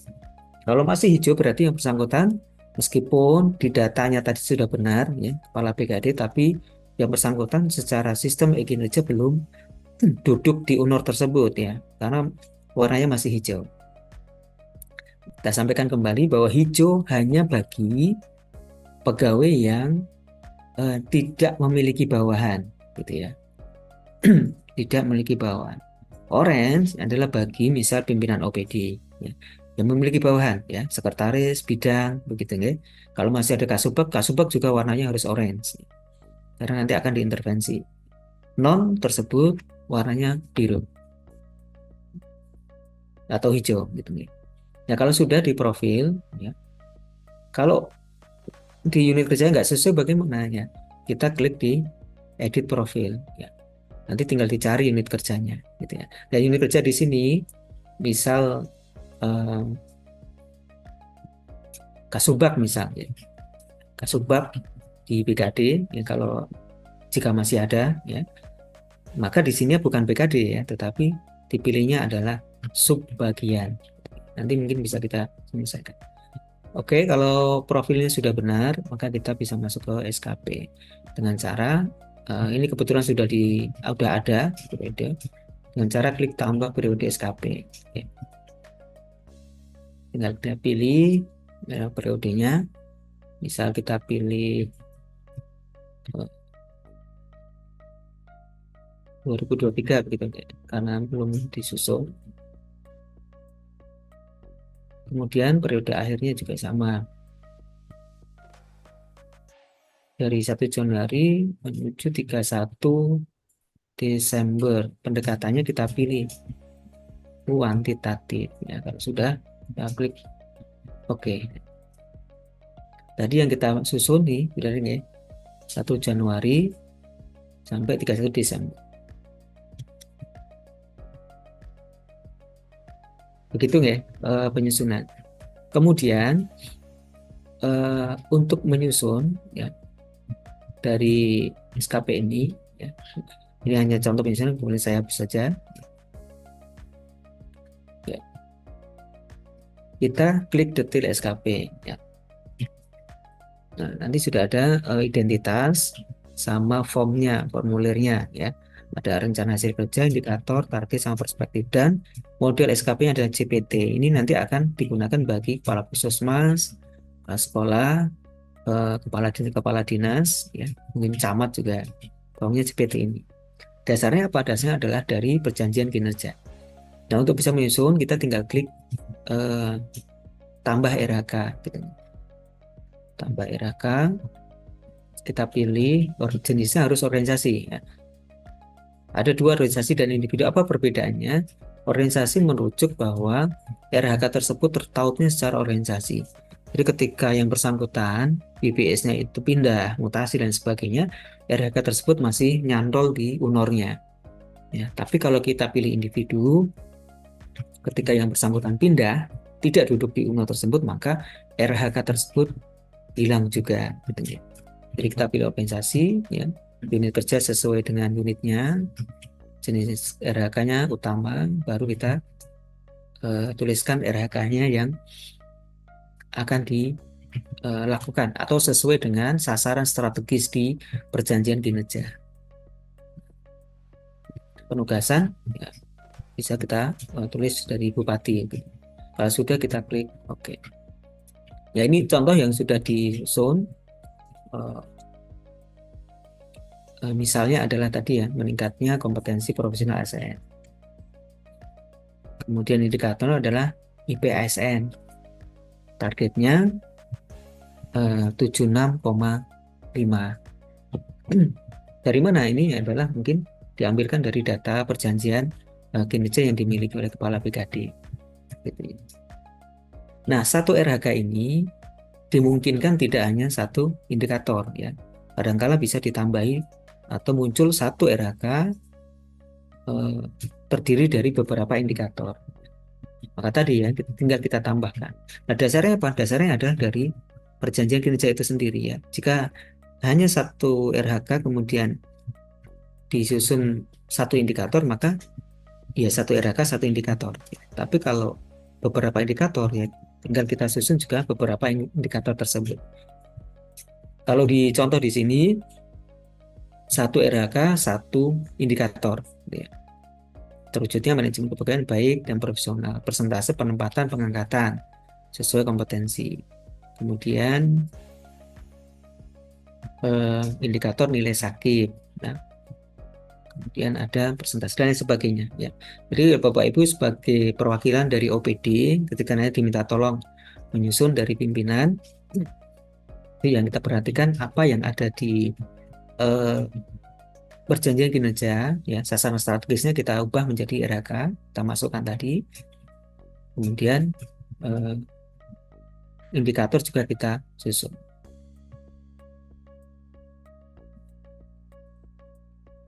Tambah indikator tinggal kita masukkan, tambah indikatornya apa, targetnya berapa, sama perspektif. Nah, perspektif ini ada 4 ya. Ada penerima layanan, penguatan internal, proses bisnis, dan anggaran. Ya, penerima anggaran tentu terkait dengan budgeting ya, dengan penganggaran. Kemudian penguatan internal terkait dengan pengembangan pegawai ya, strategi meningkatkan kapasitas pegawai. Proses bisnis adalah how to-nya, bagaimana meramu pekerjaan tersebut ya. Kemudian penerima layanan adalah muara dari layanan tersebut ya, itu sudah bisa terlihat atau bisa dirasakan oleh stakeholder ya. Rata-rata adalah indeks ya, survei kepuasan itu adalah penerima layanan gitu ya. Kemudian strategi-strateginya yang lain maksudnya di proses bisnis. Ini di perspektif. Jadi untuk CPT sangat mudah ya, tinggal menuangkan apa yang dari RHK ya, kita masukkan. eh, rencana strategis menjadi RHK, kemudian indikator di PK, perjanjian kinerja masuk di indikator individunya apa. Target sesuaikan juga target di PK, hingga kita tambahkan di perspektifnya. Gitu. Nah, di Permenpan 6 ya Bapak Ibu, perspektif ini memang diwajibkan harus ada perspektif anggaran, begitu ya. Nah, ini strategi bagaimana? Silahkan kalau mau diincludekan di salah satu indikator, diubah menjadi anggaran misal, itu juga boleh, atau memang mau ditambahkan ya tersendiri, ada implementasi dari penganggaran tersebut ya, misal target penyerapan anggaran misal, itu nanti bisa diperspektifkan adalah perspektif anggaran ya. Di penormal memang diwajibkan untuk form CPT harus ada perspektif anggaran. Misal ya, misal ini kita tambahkan RHK tersendiri ya, meskipun tidak ada di PK gitu ya. Kita tambahkan misal organisasi kinerja tadi. Ini simulasi ya, Bapak Ibu, nanti pasca ini mungkin bisa dikondisikan kembali RHK dari Pak Kepala Badan ini. Misal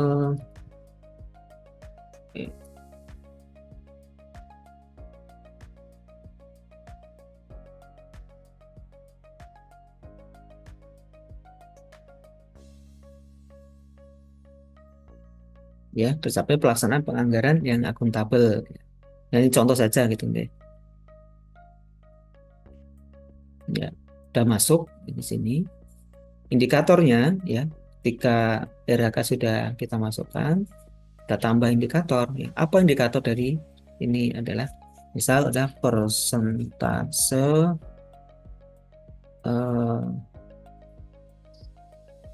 realisasi anggaran. Targetnya misal 98% misal kayak perspektif. Nah, ini perspektifnya baru kita ganti di anggaran. Sehingga nanti karena di kontrak kerjanya ini ada perspektif ini pun nanti akan dilakukan penilaian ya, pemantauan untuk RHK penyerapan anggaran ini atau realisasi anggaran ini berapa persen, ini kadang-kadang menjadi jangkar. Tapi ini opsional nggih, nanti tidak harus seperti ini. Yang jelas harus ada perspektif anggaran. Misal kalau kita masukkan di atas ya, ada sakit, apakah sakit include dengan anggaran ya, atau kalau dimasukkan di sini kualitas pelayanan administrasi umum penilaian nilai sakit misal, ini kan ada persentase pelayanan administrasi umum dan sakit penerima layanan, bisa ditambahkan indikator di sini.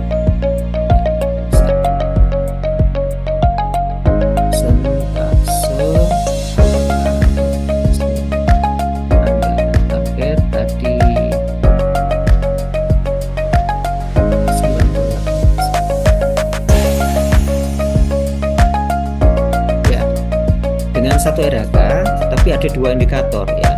Satu terkait sakitnya, yang kedua terkait dengan relasi anggaran. Boleh menggunakan pendekatan ini atau ditambahkan RHK tersendiri juga boleh, mana yang memudahkan dan nyaman begitu. Ini hanya contoh. Hingga nanti Bapak Ibu yang mengelola form CPT dari CPT-nya mohon dicek kembali nih. Ya.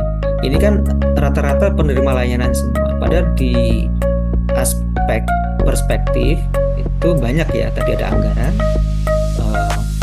penguatan internal, proses bisnis, dan penerima layanan ya. Selayaknya memang idealnya semua tercover begitu ya di sana, nggak mungkin ujuk-ujuk hanya semua layanan. Nah, proses bisnisnya mana nih, kok nggak ada misal, atau penguatan internalnya mana, masa SDM yang mengelola tidak ada. Meskipun tidak ada ketentuan wajib gitu ya, tapi paling tidak semua jadi penerima layanan ya. Ada yang proses bisnis gitu ya. Oke, mungkin itu dari form CPT ini ya. Ketika sudah, maka berikutnya adalah ekspektasi ini akan diisi oleh pejabat penilai, bukan yang bersangkutan ya. Nah, ada lampiran-lampiran sumber daya yang digunakan. Ya, misal di sini adalah isi perpuluhan. Nah, lampiran di sini sesuatu yang paling tidak bisa menggambarkan memang kebutuhan real gitu ya Bapak Ibu. Tidak hanya sifatnya kayak nomenklatur begitu ya, hanya peraturan perundang-undangan.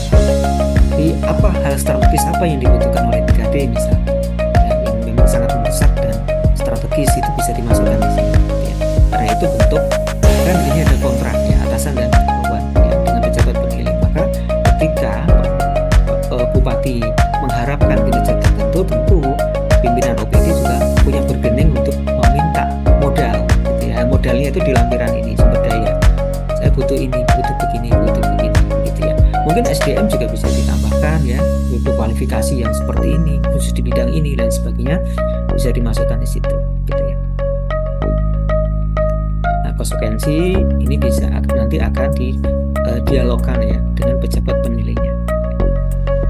Ketika sudah khusus form JPT, Bapak Ibu, ini sifatnya adalah masih draft ya, belum persetujuan. Maka untuk bisa berubah menjadi persetujuan, tinggal diklik ajukan SKP.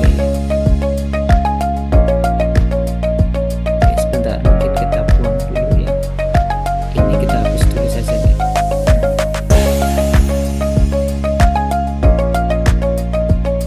Ya, jadi perspektif anggaran masuknya di Sakip ini ada dua indikator di sini. Oke, sudah, tinggal klik ajukan SKP. Apakah Anda yakin ingin mengajukan? Oke. Maka dengan sendirinya akan berubah menjadi persetujuan ya, tanpa harus disetujui oleh pejabat penilainya. Ya, ini adalah kelebihan di form JPT. Nah, bagaimana ketika sudah persetujuan? Ini sudah nggak bisa diedit ya. Sudah tidak ada editable ya, sudah nggak bisa. Kalau mau mengubah, menyesuaikan dan sebagainya, caranya adalah harus diubah ke draft dulu ya. Ubahnya bagaimana? Tinggal di klik batalkan, batal ajukan SKP. Oke, nah berubah menjadi draft dan bisa diedit kembali, disesuaikan mau ditambah, dikurangi ya. Bagaimana mengubah target ya? Di sini ubah gimana caranya? Klik di edit ya, tinggal diklik edit. Nah, ini tinggal diubah gitu. Kalau sudah semua, tinggal jadikan persetujuan kembali ya, ajukan SKP. Ini sudah persetujuan. Nah, nanti ketika diajukan, nanti di akun pejabat penilai yang bersangkutan akan mengecek nih indikator-indikator ini pas apa belum ya, target-targetnya, perspektif dan sebagainya. Kemudian akan mengisi ekspektasi khusus ya. Misal ada pimpinan OPD yang tadi ya orientasi pelayanan gitu ya. Ketika dikomunikasikan pimpinan ya, bupati itu nggak langsung jawab ya, ditelepon nggak diangkat ya. Di Japri itu mungkin sekian jam baru direspon dan sebagainya. Boleh dituliskan di ekspektasi khusus ini soal responsibilitas ya dalam koordinasi komunikasi kan, orientasi pelayanan ya. Banyak hal yang bisa dimasukkan di sini. Gitu. Ini form JPT gitu ya. Nah, bagaimana form JAJF? Nah, nanti bisa kita coba gitu ya. Ini punya Pak Heru, nanti kita coba Pak Muniri selaku layer kedua ya, dari kepala BKD. Sama single sign-on-nya kita masuk menggunakan Pak Muniri. Yang pertama, pastikan dulu ya Bapak Ibu di menu profil sudah sesuai, kemudian yang terutama di unitnya ya, unit bidang pendidikan dan pelatihan pembinaan ya. Ini punya Pak Muniri selaku Kapit. Nah, setelah sesuai, klik di klaim pimpinan, kita cek, pastikan warnanya orange ya, artinya yang bersangkutan beliaunya memang duduk di situ ya, sehingga bisa memberikan penilaian dan bisa diintervensi. Nah, case-nya seperti ini jika teman-teman di bawahnya Pak Muniri ya, di bawah Kabid Pembinaan, mana unit kerjanya? Unit kerjanya tetap sama di bidang pembinaan pelatihan, pendidikan pelatihan, diklat dan pembinaan. Ya, misal Pak Muniri punya 7 personil, maka 7 orang tersebut sama unit kerjanya di sini. Ngekliknya harus sama ini, ya, bukan di BKD. Ya, tetapi non Pak Muniri pastikan di klaim pimpin unit kerjanya warnanya hijau. Ya, tidak ada yang ngeklaim di sini. Kalau ini keklik salah satu anggotanya misal ya, maka nanti Pak Muniri kehilangan kendali. Ya, nggak bisa ngeklaim, nggak bisa menilai, tidak bisa diintervensi RH-nya. Jadi sangat penting sekali klik cek profil ini, data pribadi siapa atasan saya. Oke, ini juga dites atasannya sudah benar Pak Heru, ini sudah sesuai dan klaim pimpinan juga sudah sesuai. Oke, gitu. Nah, jika belum sesuai bagaimana ya? Kita klik edit profil. Gitu. Misal Pak Muniri adalah di mutasi bidang lain gitu ya. Oh,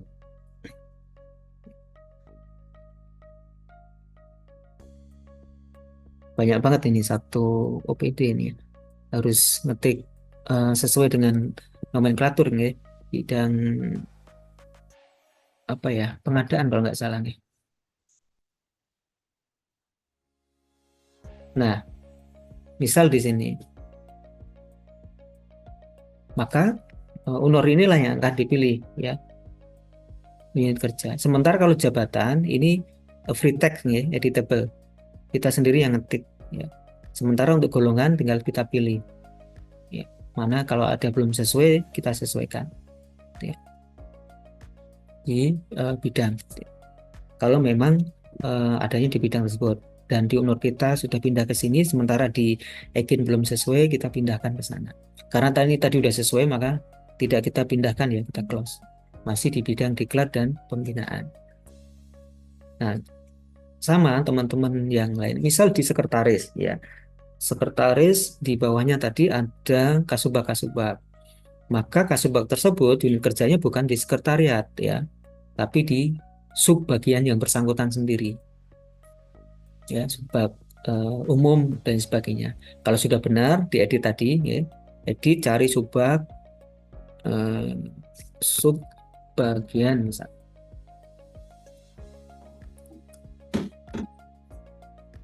Banyak ya, kalau cari nanti agak lama ya. Sebagian tertentu di PKD pastikan ya honornya itu harus PKD begitu ya nanti ya. Nanti bisa dipilih ke sana, diklik OK dan pastikan subbab tersebut klaim pimpinan warna oranye di sini. Sementara stafnya, anggotanya yang ada di subbab tersebut unitnya sama, unit kerjanya sama dengan atasannya. Cuma yang bersangkutan tidak ngeklaim. Jadi gradasi ini ya Bapak Ibu. Kalau di sekretaris, klaim pimpinan orange, kasubagnya juga orange, seluruh pegawai non kasubag dan sekretaris harus warna hijau. Tapi kalau di bidang ya, kabitnya warna orange ya untuk klaim pimpinannya, sementara non kabit warna hijau karena pasca penyederhanaan sudah tidak ada kasih-kasih. Itu menggunakan warna hijau semua ya, tidak ada ngeklaim di sana. Bidangnya sama, yaitu di bidang pendidikan. Nah, jika puskesmas misal ya, berarti puskesmas unit kerjanya sama, di sini ada pilih puskesmas. Nah, kemudian jika masih ada kasubagnya, maka kasubagnya juga dipilih subbag yang ada di sana. Nah, staf di bawah kasubag yang pejabat penilai kasubag, unit kerjanya sama dengan kasubagnya, cuma dia tidak ngeklaim. Begitu ya, Bapak Ibu, terkait dengan profil ya, sangat penting. Sering kali dalam penyusunan itu kehilangan induk siang ya. Jadi kok atasan saya tidak ada gitu ya. Saya tidak bisa mengintervensi RH atasan saya karena memang data di profilnya salah. Begitu ya. Oke, jika sudah sesuai, tadi sama untuk membikinnya adalah tambah periode dengan sesuai dengan tahun ya, 1 Januari 2024 sampai 31 Desember 2024. 24 dengan pendekatan kuantitatif. Gitu ya. Nah, ini sudah ada, jadi kita pastikan nih ya, statusnya adalah kepala bidang definitif, kemudian pimpinan. Artinya apa? Yang bersangkutan meskipun formnya JACF tapi berstatus pimpinan. Pimpinan di sini mengindikasikan bahwa klaim pimpinan tadi yang bersangkutan warnanya orange, gitu ya. Jadi ini kalau nanti di Satker Bapak Ibu ada kepala bidang kok tidak bisa menilai ya gitu ya, atau nggak bisa diintervensi, kemungkinan jenis pegawainya di sini adalah pegawai bukan pimpinan gitu ya. Nah, oke, kemudian kita detail SKP untuk bisa masuk eh, di SKP yang bersangkutan. Jadi, kita cek sudah benar secara identitas, kemudian dari formulirnya juga ini yang membedakan ya dengan form CPT tadi. Ini formnya JACF Bapak Ibu, bagi siapa? Bagi non unit kerja mandiri ya. CPT hanya tadi ya, pimpinan OPD, kemudian mungkin kecamatan, puskesmas, sama sekolah, dan UPT gitu ya. Jadi tidak kita berbicara soal jabatan pimpinan tinggi ya secara eselon, tetapi ini adalah berbicara tentang dengan unit kerja mandirinya. Nah, ini yang membedakan bahwa di RHK form JACF ada RHK pimpinan yang diintervensi. Ya, setelah itu kemudian ada yang bersangkutan, RHK-nya apa, kemudian menetapkan aspek indikator dan targetnya. Gitu, ya. Caranya gimana ya? Tak sama dengan klik tambah RHK. Nah, kalau sudah connect di profil tadi dan atasannya sudah menyusun SKP, maka akan muncul di sini RHK atasannya. Rencana hasil kerja atasan yang diintervensi. Kadang-kala begini, ketika diklik begini, no match ya, jadi kosong, tidak ada sesuatu. Nah, dimungkinkan satu, atasannya belum menyusun SKP, ya. Yang kedua, atasannya salah, ya. Di penyetingan UNOR tadi tidak tepat, gitu ya. Atau mungkin nanti kalau agak advance lagi elaborasi, belum sinkron di metrik peran hasilnya, ya. Nanti sambil jalan nanti bisa bisa. Tapi dua kemungkinan tadi ya, bahwa atasannya belum menyusun SKP atau memang belum atau salah atasan. Ya, kita pilih di sini mana nih yang akan diintervensi dari sekian banyak. Ya, ada RHK sama indikator. Ya, kenapa? Karena dimungkinkan ada satu RHK yang dimungkinkan dua indikator, gitu ya. Nah, ini tadi yang kita tambahkan ya. Meningkatkan kualitas pelayanan administrasi umum, nilai sakit ya, dengan indikator persentase pelayanan administrasi. Yang satunya indikatornya persentase nilai anggaran. Dua ini kita harus milih mana yang mana. Misalnya begitu. Oke, kalau sudah akan muncul rencana hasil kerjanya. Oh, iya. Jadi kita pilih. Nah, kemudian klasifikasi, pastikan organisasi supaya bisa diintervensi. Kemudian unit kerjanya adalah di bidang, ya karena ini SKP-nya bidang. Kemudian SK-nya utama, ya. Nah, RHK-nya apa nih? Ya, misal ini adalah kalau realisasi anggaran, tentu ini bukan core-nya di diklat dan pembinaan, ya. Ini mungkin core-nya di sekretariatan. Tapi yang contoh saja begitu, nih. Cara memilihnya tinggal disusun RHK-nya. Mungkin terlaksananya kegiatan dan realisasi anggaran secara profesional dengan berpedoman pada apa yang ditetapkan oleh Kementerian Keuangan misal. Itu kita bisa tambahkan di situ. Oke, kita coba yang sudah ada misal di sini gitu ya.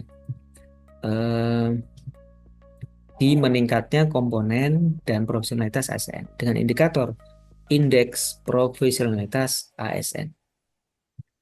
Ya, RHK yang disusun terpenuhinya pelayanan administrasi kepegawaian dalam penyelenggaraan pemberian penghargaan bagi pegawai dan pembinaan disiplin. Bisa.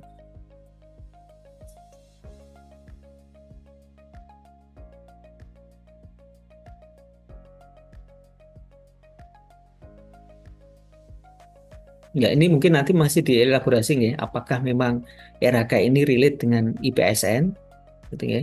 Karena di sini isinya adalah penghargaan dan pembinaan, ya. Ya ini hanya simulasi ya. Apakah nanti sesuai apa tidak, gitu ya. Nah, dari taruhlah ini sudah sesuai, ya. Misal dengan sesuai, yaitu kegiatan, penghargaan dan pembinaan, ya. Kita diminta untuk menyusun aspek, ya, dan indikator, ya. Speknya apa? Misal kita ini sudah ada kuantitas, ya. Indeks kepuasan atas pelayanan PKD. Nah,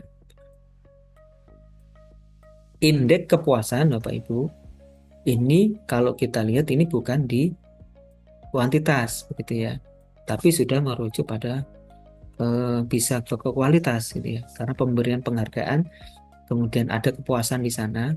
Berapa sih rating kepuasan ASN yang dilayani itu sudah ke kualitas, ya, bukan di kuantitas. Kuantitasnya adalah ya mungkin hanya persentase. Misal kita edit dulu ya.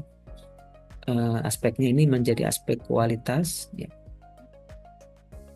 Ya, kualitas kita tambah ya, pelayanan administrasi, penyelenggaraan pemberian penghargaan dan pembinaan, gitu ya. Kita tambah di aspek kuantitas. Ya, macam-macam yang bisa kita gunakan. Kadang-kala ada yang menggunakan kuantitas ini di bentuk laporan, ya. Jadi jumlah laporan pembinaan misal. Kalau memang digunakannya dia bulanan, nanti targetnya di sini adalah 12 laporan. Ya, kalau triwulan, bulannya ada 4 laporan. Jadi kuantitas ini betul-betul raw material, ya, hanya kotak kosong, ya, atau jangkar yang seringkali hanya dihadirkan raw material tadi, ya. Oh, kegiatan ini buktinya apa? Ini loh ada laporannya, gitu ya. Kuantitas, gitu ya. Misal laporan kegiatan, targetnya 4 laporan. Ini hanya kuantitas, ya, laporan kegiatan jumlahnya 4 laporan. Nah, berarti tiap triwulannya ada 1 laporan yang dilakukan, ya, kegiatan tersebut. Ini kuantitas, ya. Ya, jadi kalau teman-teman pemprosesnya itu melakukan pembinaan, penghargaan dan sebagainya, kemudian didokumentasikan, dilaporkan secara triwulan, itu baru kuantitas, gitu ya. Lah, untuk menunjukkan bahwa itu berkinerja bagus, optimal itu dari apa? Ya bisa dilihat di sini, kualitas ini, kepuasannya yang dilayani tadi, ya. Berarti setiap proses pembinaan dan pengarahan tadi, petugas atau pemangku PSC itu juga harus mengedarkan pemberian survei atau rating tersebut, ya, supaya akuntabel, ya. Berapa nilainya, ya. Nah, kalau indeks di sini juga kita edit lagi nih. Kalau indeks ini bukan persentase, ya kan? Indeks adalah mungkin nilai, ya. Targetnya adalah 90 nilai indeks dari kepuasan, ya, dengan rentangan nilai dari gradasi 100, ya, 0 sampai 100, nilai 90. Ini kategorinya sangat baik, ya, kepuasan. Ini contoh saja ya, Bapak Ibu, kuantitas bilang. Kuantitas juga bisa tidak hanya laporan kegiatan, ya. Misal ya, ini kita misal tambahkan lagi nih, kuantitasnya adalah persentase. Persentase pegawai yang dilayani. Misal targetnya adalah 100%. Boleh. Ini contoh kuantitas-kuantitas ini hanya saya tambahkan saja nih. Nggak boleh ada 2 kuantitas seperti ini. Tapi ini supaya untuk sebagai proses pembelajaran nih. Contoh bahwa kuantitas itu juga bisa kita gunakan dari persentase pegawai yang dilayani. Jadi 100%. Artinya apa? Tidak ada, ya, unsur pegawai yang tidak dibina. Tidak ada pegawai yang tidak diberi penghargaan sesuai kriteria dan lain sebagainya. Nah, nanti bukti edit dan lain sebagainya bisa dilihat dari dokumennya. Tapi pemberian layanan ini, persentase ini sifatnya hanya raw materialnya, makanya masuk di kuantitas. Belum merujuk pada kualitas dari kegiatan tersebut. Gitu ya. Nah, kualitas bisa diambilkan dari indeks ini. Kualitas juga bisa kita tambahkan misalnya kegiatan penghargaan dan pembinaan disiplin. Pembinaan misal, kita ambil di kualitasnya.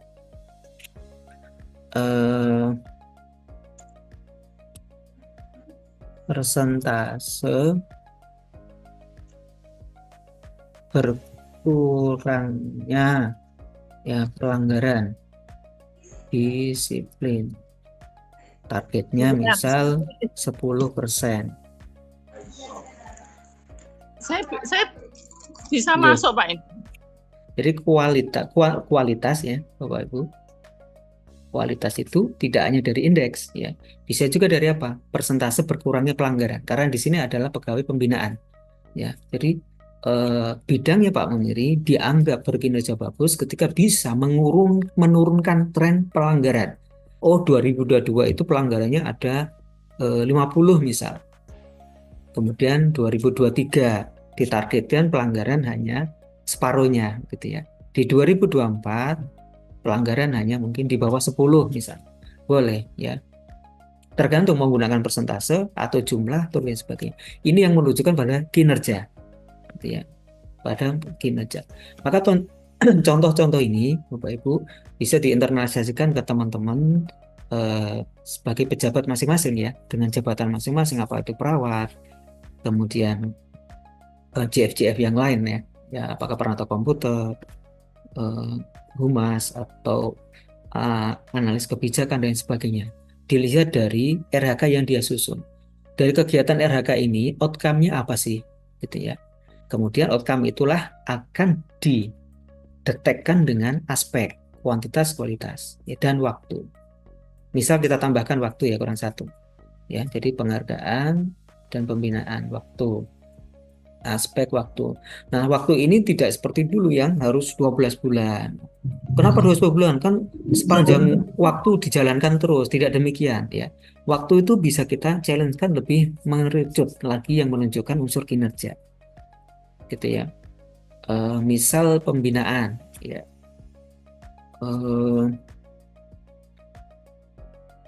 Durasi atau frekuensi gitu ya. Frekuensi kegiatan pembinaan. Nah, bisa tuliskan minimal 1 kali dalam 1 bulan. Jadi aspek kinerja itu bisa kita, selain dari kualitas, juga dari aspek waktu pun bisa menunjukkan kinerja. Waktu. Jadi waktu bukan kayak dulu, 12 bulan, 2 semester, 6 bulan, 1 bulan, tidak. Dengan perspektif kinerja sekarang bahwa target itu acak-adul. Semakin tidak beraturan, semakin baik. Ya, bahwa menunjukkan itu memang sungguh-sungguh merumuskan perencanaan dan target dan disepakati dengan atasannya. Begitu nih. Misalnya seperti ini. Kegiatan pembinaan, ya frekuensinya ya minimal 1 kali dalam 1 bulan. Sehingga nanti realisasinya ketika di penilaian bisa kelihatan dalam bulan yang bersangkutan berapa kali sudah ada. Oh, ternyata belum ada. Berarti pimpinan gampang memberikan rating khusus untuk kegiatan ini di aspek waktu di bawah ekspektasi ya. Karena apa? Diperjanjiankan, dikontrakkan, disepakati di sini adalah minimal 1 kali dalam 1 bulan. Ternyata di bulan yang bersangkutan belum pernah atau belum ada kegiatan pembinaan gitu. Ini juga kualitas juga misalnya sama. Indeksnya misalnya 90 ternyata 95 ya atau 85. Nah, itu nanti atasan gampang akan memberikan penilaian. Kualitas di persentase berkurangnya juga sama nih. Misal 10% ternyata yang berkurangnya itu sampai 15%. Berkurangnya sampai 15%. Itu kan sangat bagus istilahnya ya. Itu menunjukkan adalah unsur kinerja gitu ya. Sehingga Bapak Ibu aspek yang ada di sini ya, aspek indikator dan target ini adalah jangkar kinerja. Bukan sesuatu yang formalitas yang hanya nongkrong nampang di sini, tidak. Tapi di sini muncul sebagai apa? Representasi dari RHK di sini. RHK distatekan ya secara strateginya komitmen untuk melakukan sesuatunya dan itu exercise melalui aspek kuantitas, kualitas, dan waktu. Paling tepatnya adalah kalau kesulitan menyusun aspek ini, kuantitasnya apa ya? Kuantitas mungkin gampang ya, raw material, ya jumlah laporan, jumlah kegiatan, jumlah data yang dikelola, jumlah orang, jumlah pasien, gitu ya, jumlah jam pelajaran dan sebagainya. Itu ada kuantitas semua. Tapi harus ada yang merujuk pada kuantitas, kualitas dan mungkin waktunya yang merujuk sehingga itu dianggap berkinerja. Kalau kesulitan, paling gampang kita internalisasikan. Pekerjaan RHK saya ini, ya, misal di sini adalah kegiatan pembinaan, dianggap baik jika apa sih begitu. Nanti akan ketemu Bapak Ibu, ya, di aspek kualitas maupun waktu. Kegiatan penghargaan dan pembinaan dianggap baik ketika apa? Oh, di waktu misalnya ketika minimal 1 bulan sekali harus ada pembinaan, atau mungkin empat kali dalam 1 bulan dan lain sebagainya. Ya, di kualitas, ketika apa? Pelanggarannya itu berkurang ya dari waktu ke waktu. Itu adalah aspek kinerja. Sehingga kalau kesulitan menyusun aspek ini, kembalikan ke pengampunya yang bersangkutan dengan RHK ini, ya, dengan RHK yang ada di satu baris RHK tersebut yang bersangkutan atau saya dianggap berkinerja itu jika seperti apa, ya begitu. Itu bisa kita lihat di aspek kuantitas dan waktu. Oke. Ini contoh aja ya, ini sekedar contoh. Gitu. Nah, tugasnya adalah bagaimana merumuskan seluruh ya intervensi cascading ini dan RHK yang disusun, kemudian dirumuskan aspek-aspeknya ini. Ya, kuantitas, kualitas. Apakah tiga-tiganya harus diisi? Begitu ya. Kuantitas, kualitas, dan waktu. Nah, selayaknya, ya, kebutuhannya apa sih? Kebutuhan ini adalah dalam rangka memudahkan atasan pimpinan dalam menilai. Ya. Nanti akan gampang sekali itu menilai. Ya, misal di kuantitas nih, kualitas misal. Oh, indeks kepuasannya 90, ternyata cuma 85. Ah, udah. Untuk baris ini, kualitas ini di bawah ekspektasi, gitu kan? Waktu, ya frekuensi pembinaan, nah, sebulan 1 kali. Oh, ternyata di bulan tersebut bisa sampai 4 kali misal. Untuk aspek waktu ini di atas ekspektasi, sehingga gampang sekali pejabat penilai. Nah, rata-rata pegawai menyusun aspek ini malah justru membuat PR buat atasannya, ya, karena sulit diterjemahkan, ya. Ya, nggak bisa terukur kinerjanya dari mana. Kalau ini hanya soal satu saja, kuantitas, ya, yaitu laporan, jumlah laporan, 4 laporan, kan kita nggak tahu laporan itu berkinerja apa enggak, ya, kotak kosong apa tidak, ya. Oke, ada laporannya, siapa tahu itu hanya cuma covernya, ya, nggak menunjukkan kualitas dari pekerjaan, maka dibutuhkan kuantitas, kualitas, dan waktunya. Oke. Ya, ini disusun semua dari RHK yang ada di aspek-aspeknya. Kembali ke apakah harus diisi aspek kuantitas, kualitas, waktu semuanya? Ya, selayaknya demikian. Ya, selayaknya diusahakan demikian, begitu nggak? Ya, karena di permen panjang memang dicontohkan 3 tersebut. Ya, meskipun itu sebetulnya jangkar ya, alat bantu bagi pejabat penilai untuk menilai ya, RHK yang ada di sini yang dikontrakkan itu. Jadi aspek ini sebagai alat bantu sehingga memudahkan pejabat penilai untuk menilai.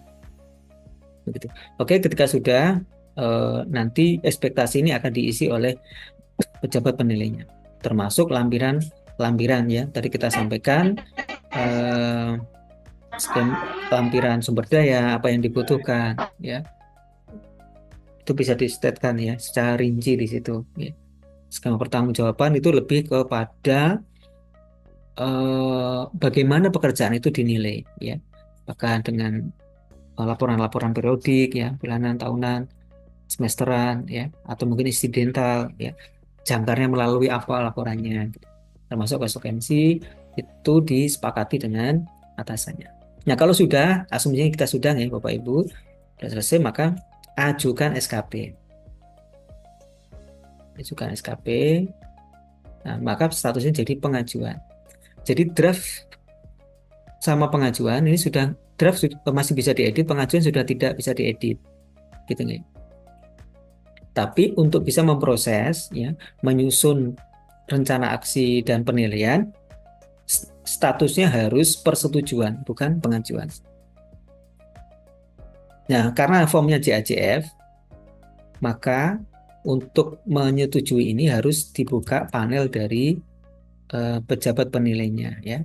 Kita buka di punya Pak Heru, SKP bawahan. Nah, di sini ada pengajuan ya dari Pak Muniri, statusnya pengajuan ya. Bagaimana mengubah jadi persetujuan? Klik detail, ya. Kemudian edit status di sini. Sebelum diedit, dicek, sudah sesuai belum ya? Sudah sesuai belum? Sama memberikan ekspektasi apa yang diharapkan ya, mudah dihubungi dan sebagainya, atau komunikatif dan lain-lain, sesuaikan dengan aspek-aspek berakhlak yang ada di sini ya. Jadi memberikan ekspektasi ketika statusnya adalah pengajuan ini. Jadi sebelum diedit status ya, diubah jadi persetujuan ya, selayaknya dicek dulu target indikator aspeknya, RH-nya, kemudian diberikan ekspektasi sama konsekuensi ini. Disepakati bersama seperti apa.